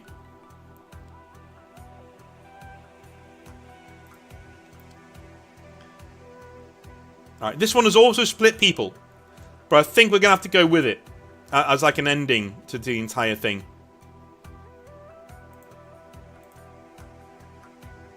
We'll do one more vote. And if we don't get it in the next couple of seconds, then I'll call it.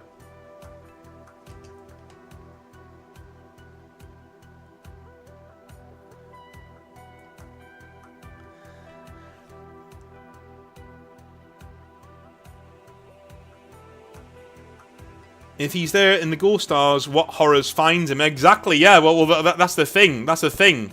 That's the thing. There are horrific things in the Ghoul Stars. What if one of them gets to the Khan? Right?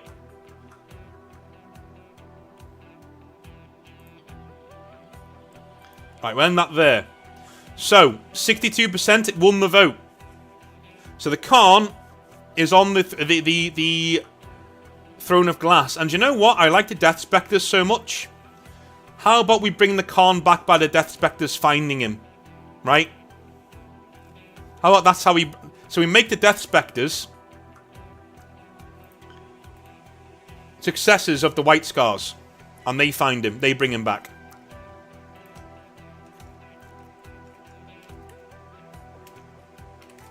Khan tries to find absolution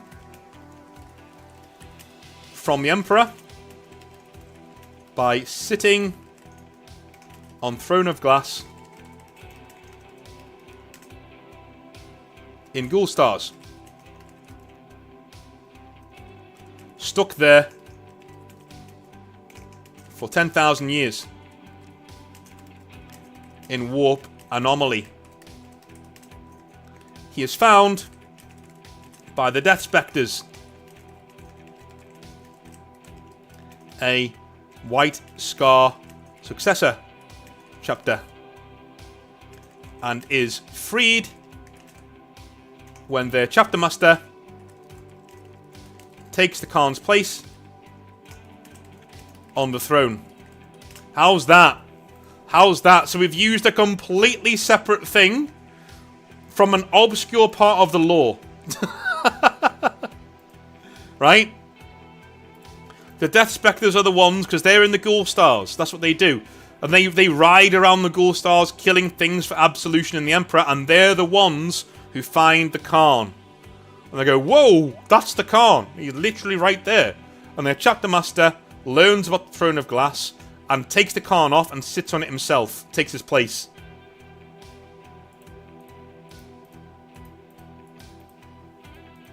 Big T says, perhaps Throne of Glass is what allows the Legion of the Damned to exist.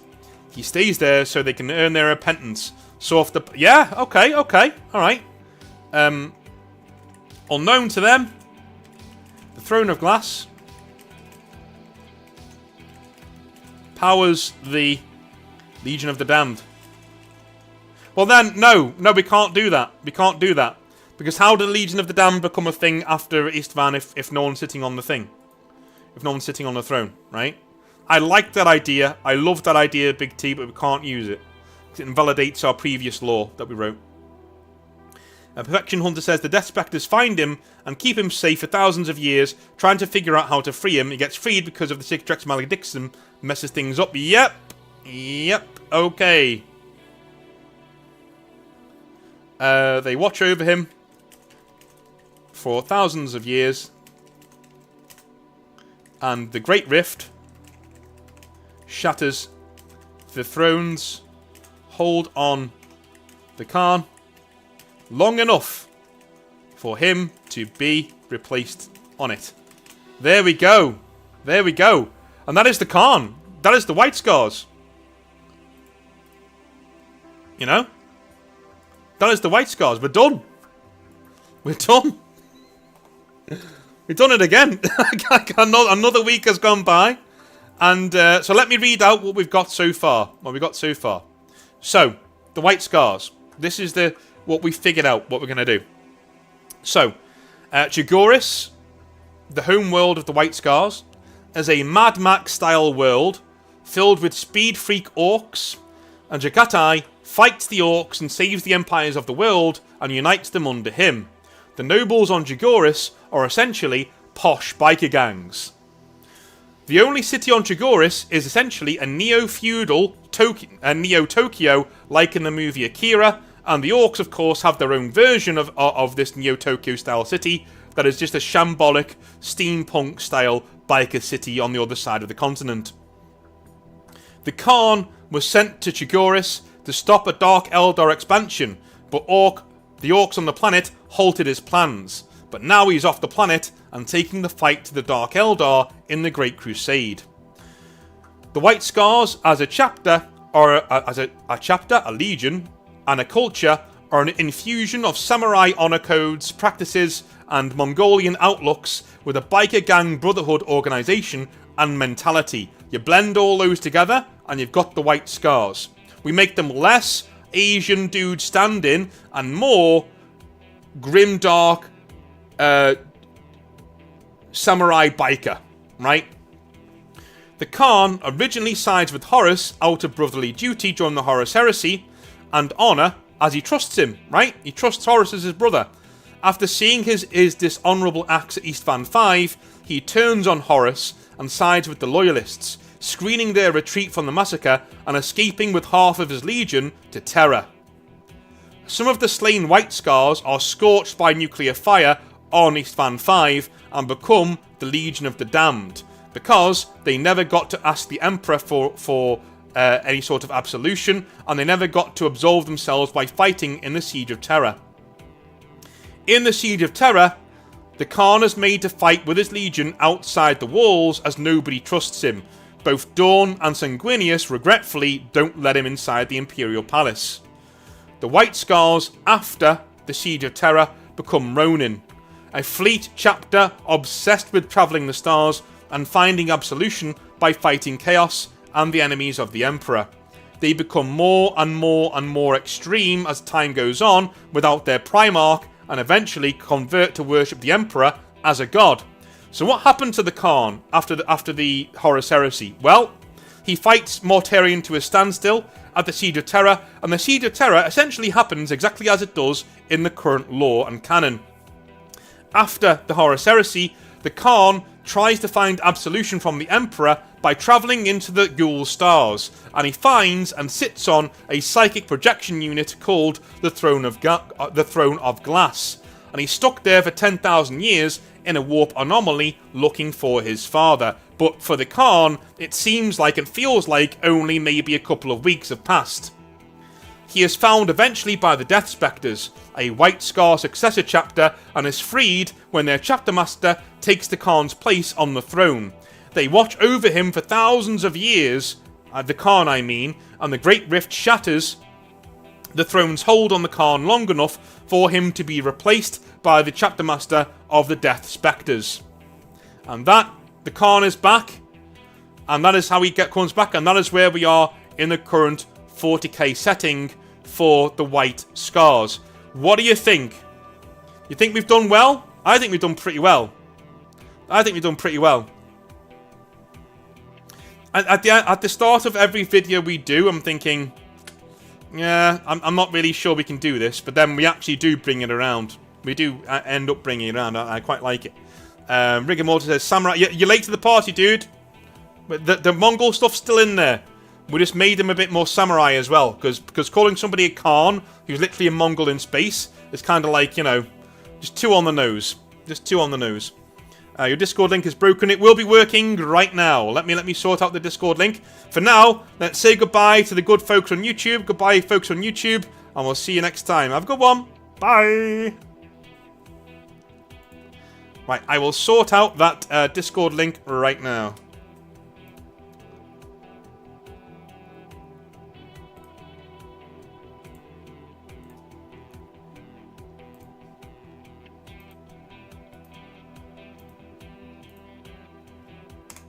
There we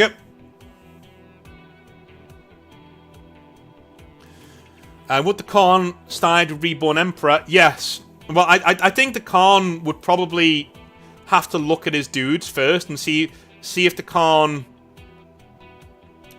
wants to be one with his chapter. If he does, then he definitely will, yes. Because the White Scars are well in with the new Emperor, right? It might be a really good investigation of the Khan's thought processes, right? If we actually say to the Khan, look, you know, he comes back, but he doesn't really recognise his White Scars anymore. How sad would that be? Wouldn't that be really sad? He comes back and he's like, I don't know who you are anymore, right? And then we have to decide, or he has to decide, do I want to lead my son still, or do I leave? You know.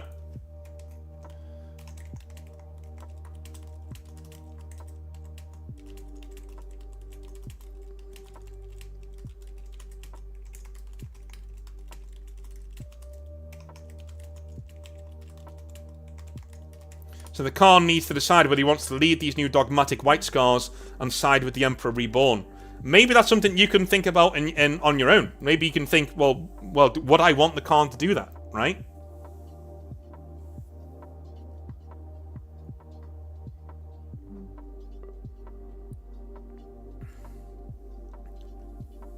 Durdu, now here's the thing, mate. You've done really well today. But take this advice, okay? Whenever you're writing in 40k, vagueness is good. Vagueness is good. In fact, vagueness at the moment is all the rage. In every single setting you see, whether it be an RPG or a tabletop role-playing game or a book, right? Or a war game, the lore is almost always intentionally vague about certain things. And the Throne of Glass should be one of those things. Right? The Throne of Glass should be one of those things. For me. You know? Don't explain it. Don't explain it. Let other people use their imagination. But what do you think it is, right? Explain enough so people know you're talented and you can write. That's the trick. I always used to fall into the trap of, you know, thinking I was very, very clever and wanting to explain everything because I could. But that doesn't make for a good setting, and it doesn't make for good writing either. You know? What you should do is explain enough so people get what you're trying to do, and they can understand and really enjoy and appreciate what you're doing. But also, don't explain certain things. Let their imagination run riot. Use your writing as a jumping off point to get into your world. If you explain everything, there's no mystery, there's no, you know, there's no intrigue. There's no point. Especially if you're writing an RPG. For God's sake, if you're writing an RPG, don't explain everything. Do not do that. Because your players are supposed to do that, you know? Oh, Rigor Mortis, you're such a sunshine and rainbows kind of person, aren't you? Christ, dude. Have a sedative, drink some Horlicks. Chill out. The Faction Hunter, yes. Don't explain what the Throne of Glass is. Yeah, the Horus Heresy books have messed up too much because they have explained too much. Yeah, midi-chlorians. Remember midi-chlorians? Do we really need to know where the Force comes from? Do you know what I'm saying? Do we really need to know where the Force... I don't think... No, we don't. Of course we don't, right? Because the original Star Wars didn't explain everything because it didn't have time to explain everything. But once you've earned the right to explain things, too many writers choose to do just that. And George Lucas did that as well, right? He sniffed his own farts and wrote about midichlorians and all these different things. That's where the Force comes from. We don't need to know that. We just don't. There is genius in holding yourself back and not explaining certain things. The genius is figuring out what to leave out and what to do. What to explain and what not to explain. That's the genius of writing. If you can figure that shit out, you'll be an amazing writer, especially of lore and stuff. You know? Yeah. Rigor Mortis, no, I don't want an echo chamber. Like, everybody's been disagreeing with me this entire time. Very few of my ideas have actually gotten through, and they very rarely get through. Right? There's a difference between having a different opinion and being constantly negative. And I think a lot of that is the only person you're harming and being that negative constantly is yourself, unfortunately. Because people just stop listening. Do you know what I mean? I spoke to a guy who used to be on the channel called Vior. Nice guy. And he'd come on the streams and he'd always be negative. And people would always give him back negativity. And he'd go, well, why is everyone negative? I was like, well, why are they negative with me? Because you're always, that's all you bring to the table is negativity. You ridicule, you moan, you bitch, you whine. And if all you bring is negativity, then all people are going to come back with is negativity. Do you know what I mean? That's all they're going to do. So, you know. If you don't like something, I mean, look at my channel. Look at my videos. If I don't like something, I call it out. But if I do like something, I'd also call that out too. You know? I think that's a good point, JD Studios. That's a good point. It's not about, like, being overly negative. It's just about being unpleasant. I think that's it, yeah. I'm ex-militia. Again, no, you're not. No, you're not, Rigor Mortis. No, I'm not having that. I'm not having that. No, sorry. I know so many ex-military dudes who aren't like that. I'm not having that at all. You don't do nice, you do blunt. That's bullshit. That's bull. Sorry, mate. No. Absolutely not. Absolutely not. I don't use that as an excuse. Don't use that as an excuse. You know? Ex-military dudes are awesome. And they're not rude. They're respectful, they're cool. And do you know what? There are many ex-military dudes like around me in my life that I look up to. They're so polite, they're so respectful. And most of them are really, really, really fucking positive because they're out of that shit now and they're not there anymore. But they've learned discipline and they've made something of their lives. They're really good people. So don't use that as an excuse, you know? I don't know what else has gone on. And that's why I'm not being too harsh. I don't know what else has gone on. But, you know, chill. Just chill. Like, you know, you can not like things. And you can have differing opinions and things like that. That's no problem. But when you give out constant negativity, you know, you're going to get it back.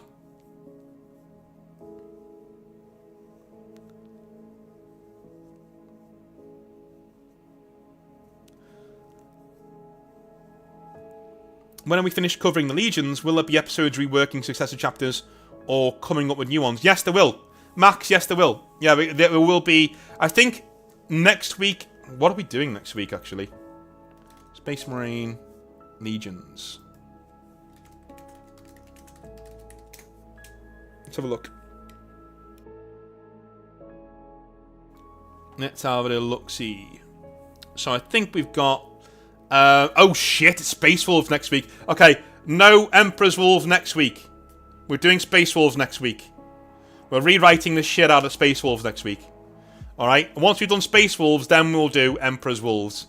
After that, that's what we'll do. That's what we'll do.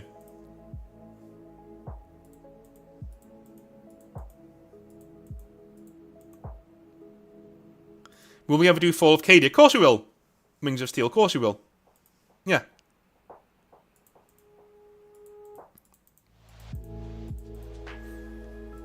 Flaming Neko says, my grandpa was ex-military and I've never met a nice person. Yeah, man. Like, it's weird. Like most of the dudes who go through some shit tend to be the nicest. And if you're in a bar and shit's kicking off, just always watch out for the nice person. The quiet one. That's... It's like 101 when you're working in bars. You learn that pretty quickly. Is that, you know... It's always the quiet one. The quiet one who doesn't like violence. That's the one you watch out for. You know, especially if he was a soldier or something. You know, dude, yeah, look out for that.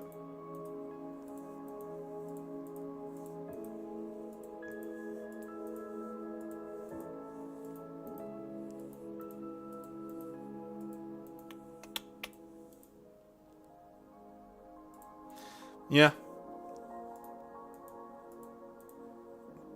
That's also the thing, like rigor mortis, is that earlier on, you were... It's a exercise in futility, isn't it? Right? So what you've done is you've come onto a stream about rewriting 40k, and you don't like Warhammer. Like, you clearly really don't like any of the lore. So you're like, oh, what's the point? What's the point? What's the point? Then why be here? You have to ask yourself that question. You know? I would ask, does this person have anything better to do with their time? That's what I'd be asking.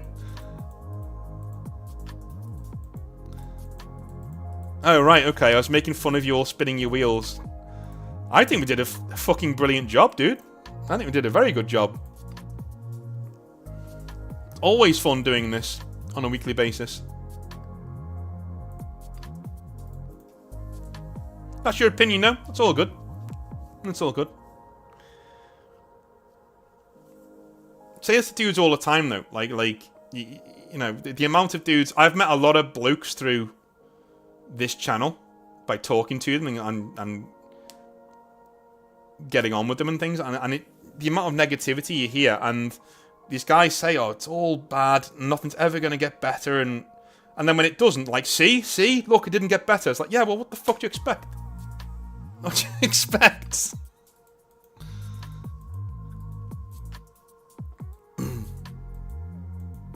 What's the goddamn point? Will it make 10th suck any less? No. But are we trying to... We're not trying to fix 10th edition here. We're having some fun by sharing in our love of Warhammer. Warhammer didn't start and finish with 10th edition, dude. Like, it's an entire thing. It's been going on for decades.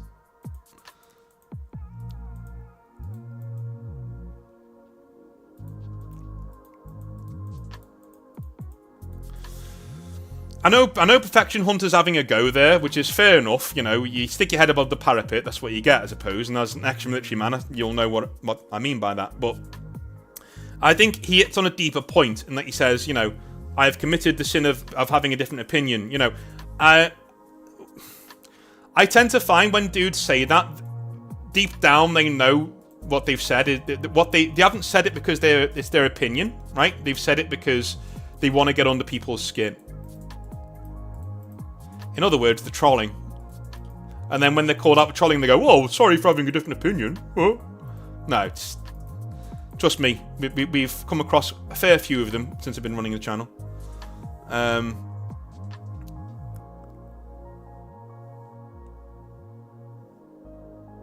mean, yeah, Wings of Steel, man. Like, 10th isn't for me. 10th is not for me. And I've said that so many times. It's not my kind of bag at all.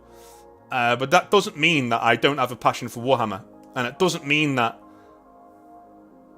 I think it's a really unhealthy attitude to like look at something as vast as Warhammer and say, because I don't like this edition of it, all Warhammer is invalid. No, stop talking about Warhammer. It's invalid. I don't like 10th edition. You can't live like that. How are you still around? How haven't you thrown yourself off a building yet thinking like that?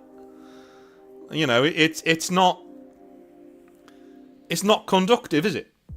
Warhammer's far bigger than 10th edition. And if you don't like 10th edition, do what I do. Ignore it. Go play 3rd edition. Go play 4th edition. Go play OPR. OPR is an amazing game, and you can still use your models and still basically play 40k. Just a much better version of it. With alternating activations, by God.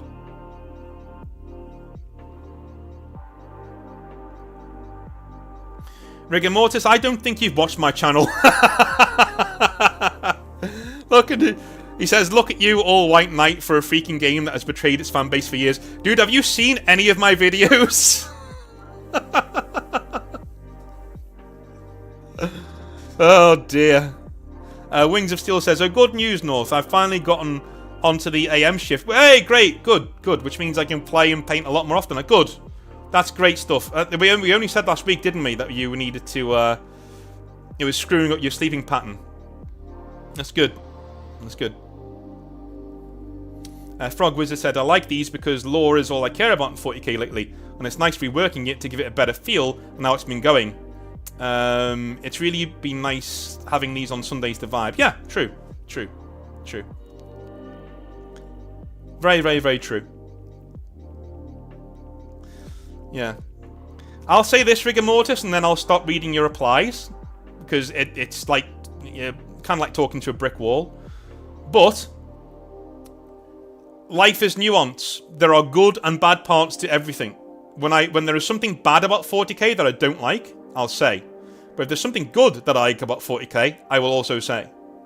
Yeah? There are parts to 40k as a hobby that you don't even need to include Games Workshop in. Like, if you play 3rd edition on your own with old models, with your mates, Games Workshop's seeing no money from that. There are ways and means to cut them completely out of your hobby space. I've said it before in videos, you need to divorce Games Workshop from Warhammer 40,000 these days. You really can't support Games Workshop on what they do. I certainly don't. None of the money I put into the hobby finds its way to Games Workshop. I make sure of it. I vote with my wallet. Right? So, you know. Oh, there's still ducks in 40k. I hope so. So yeah, it's just one of those things. Like you've got to have a nuance of opinion. If you just say everything about this is terrible because, you know, Games Workshop suck. All right, well, fair enough. Then I hope you don't like anything made by anybody ever, because they're all going to have very, very, very similar people running them, dude. Especially these days.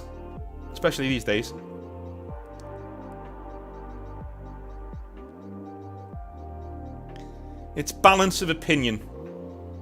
Alright? And it's being truthful. If I was being negative all the time, all I'd be doing is fishing for content.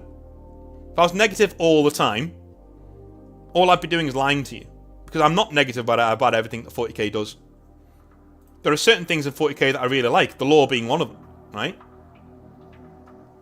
And again, you've just said it there. This loregasm trend is what has been wrecking the game. Then why are you here? Let's just... You know? Why waste your time? You're literally wasting your time. You're wasting your own time. Anyway, I'll leave you there. And if you say anything else, other people can deal with you, because I've got people who actually like to be here that I can talk to. So, JD Studio says, Horus Heresy models are just so damn cool. Yeah, I mean, it annoys me how good they are. Love the old terrible 2nd edition. 3rd put me off ever since. Fair enough. I like 3rd edition, but you know, differing opinions. But I think Matthias, I think I really like 3rd edition mainly because it's what got me into 40k in the first place. And it's Black Templars, so. JD says, could be worse. Before I got into Warhammer, I was a Star Wars fan. Oh, for God's sake. Yeah, don't open that can of worms. I'll be here all day. Wings of Steel says, at our store, we have vintage knights where the owner gets his old Rogue Trader stuff out and we play with those models and rules. Cool, man. Cool. Is that a Games Workshop store? Yeah, if that's a Games Workshop store, keep that to yourself.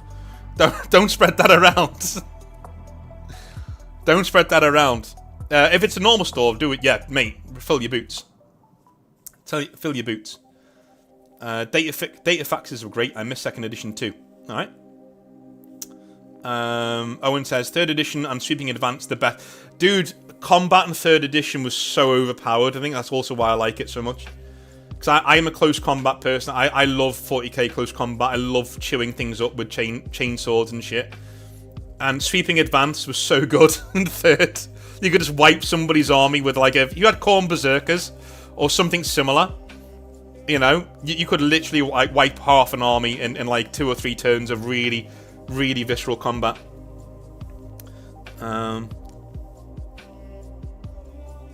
Matthias, this Rhino can carry an Astarte Dreadnought. This other Rhino says no. Yeah, I'm with you on that one. That's fair enough. Positive Geekery says, tell you what, I've got plenty of time to work on my new Marine chapter. Major Grimdark. Dude! Dave! Yes, mate. Yes. Find the positive, mate. Exactly. You got some time to work on your Warhammer, and now you get to reset and find the job that works for you. Maybe go back to uni. Maybe go do a course in something. Do something that works for you, dude. Stop giving your time to people who are just going to take it and throw you out, you know? It's an independent store, good. Big T says, sorry to spam, how do you make your Yorkshire teas? I can't find your videos where you say how you make it. Alright, cool. So basically, you get a bag of Yorkshire tea, as you do, right? Get a nice cup of your finest vintage, whatever mug you want. Throw it in, boil your kettle, right? I usually put the sugar in now. If you're putting in any sugar, you put it in now with the tea bag. I know that sounds weird, but bear with me, right? Boil your kettle. Before your kettle boils fully, switch it off. Switch it off. When you start to hear the bubbles, switch it off. And then pour it into the tea, right? Pour it near the top, let it steep for 2 or 3 minutes. Okay? Then this is the most important part. You get your spoon and you take out the tea bag. You do not squeeze it against the side of the mug. Because if you do that, you release all of the bitterness from the tea leaves into the tea, and that's not what we want. We want a nice strong flavour with a bit of sugar in there too, right? The reason why we put the sugar in first is because it melts into the infusion of the tea. So instead of having a tea taste and a bit of sugar in it, now it's all the same thing. It's just a sweeter tasting tea. You take the tea bag out, throw her in the bin. Let it sit for another 30 seconds, then pour a little bit of milk in to your preference. Usually I go for what's called a builder's tea. It's like a dark caramel coloured tea, right? You stir it clockwise, right? And then you stop the spoon dead, and then stir it slowly counterclockwise, and there's your cup of tea. All done. You have the perfect cup of Yorkshire tea. Which is worse, London or Manchester? London. London by a factor of degrees. And that's from somebody who lives in Liverpool.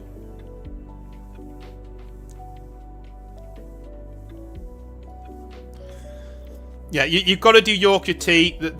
Please, please, please, do not make a milky Yorkshire tea. You're wasting the Yorkshire tea bag. And please do not put your tea into the microwave. Don't you ever let me catch you doing that. I will come to your house and I will knock on your door, and you will open the door, and I'll be very disappointed. I won't even do anything. I'll just shake my head and look at you in the rain, and then I'll walk away.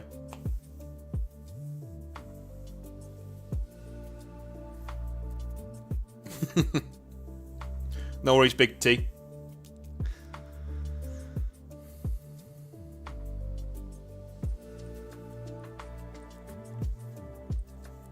Any special brand for Yorkshire tea? No, I'd just go with the normal one, man. I'd go with the normal one. Just normal Yorkshire tea.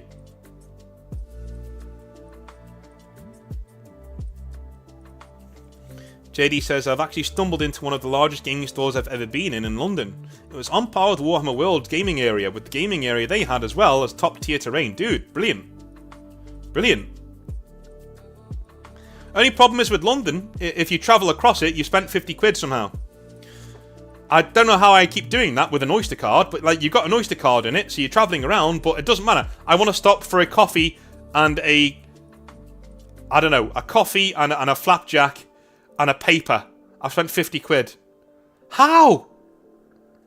London, man. London.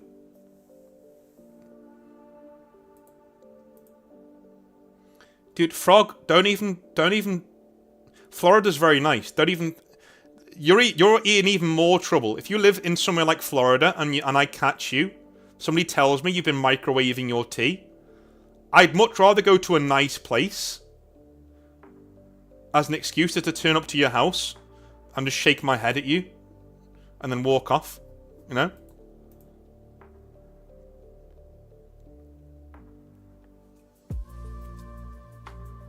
Matthias, that's fine, man. That's not a heretic thing to do, because coffee is normally used to perk you up, and if you need the perking up, you need perking up. So next week, folks, we are doing Space Wolves. And then the week after that, we are doing the Emperor's Wolves. So I'll see you then, alright? I'm going to head off now and chill, make some dinner. Have a wonderful rest of your evening, and I'll speak to you soon, alright? Have a good one. Bye now.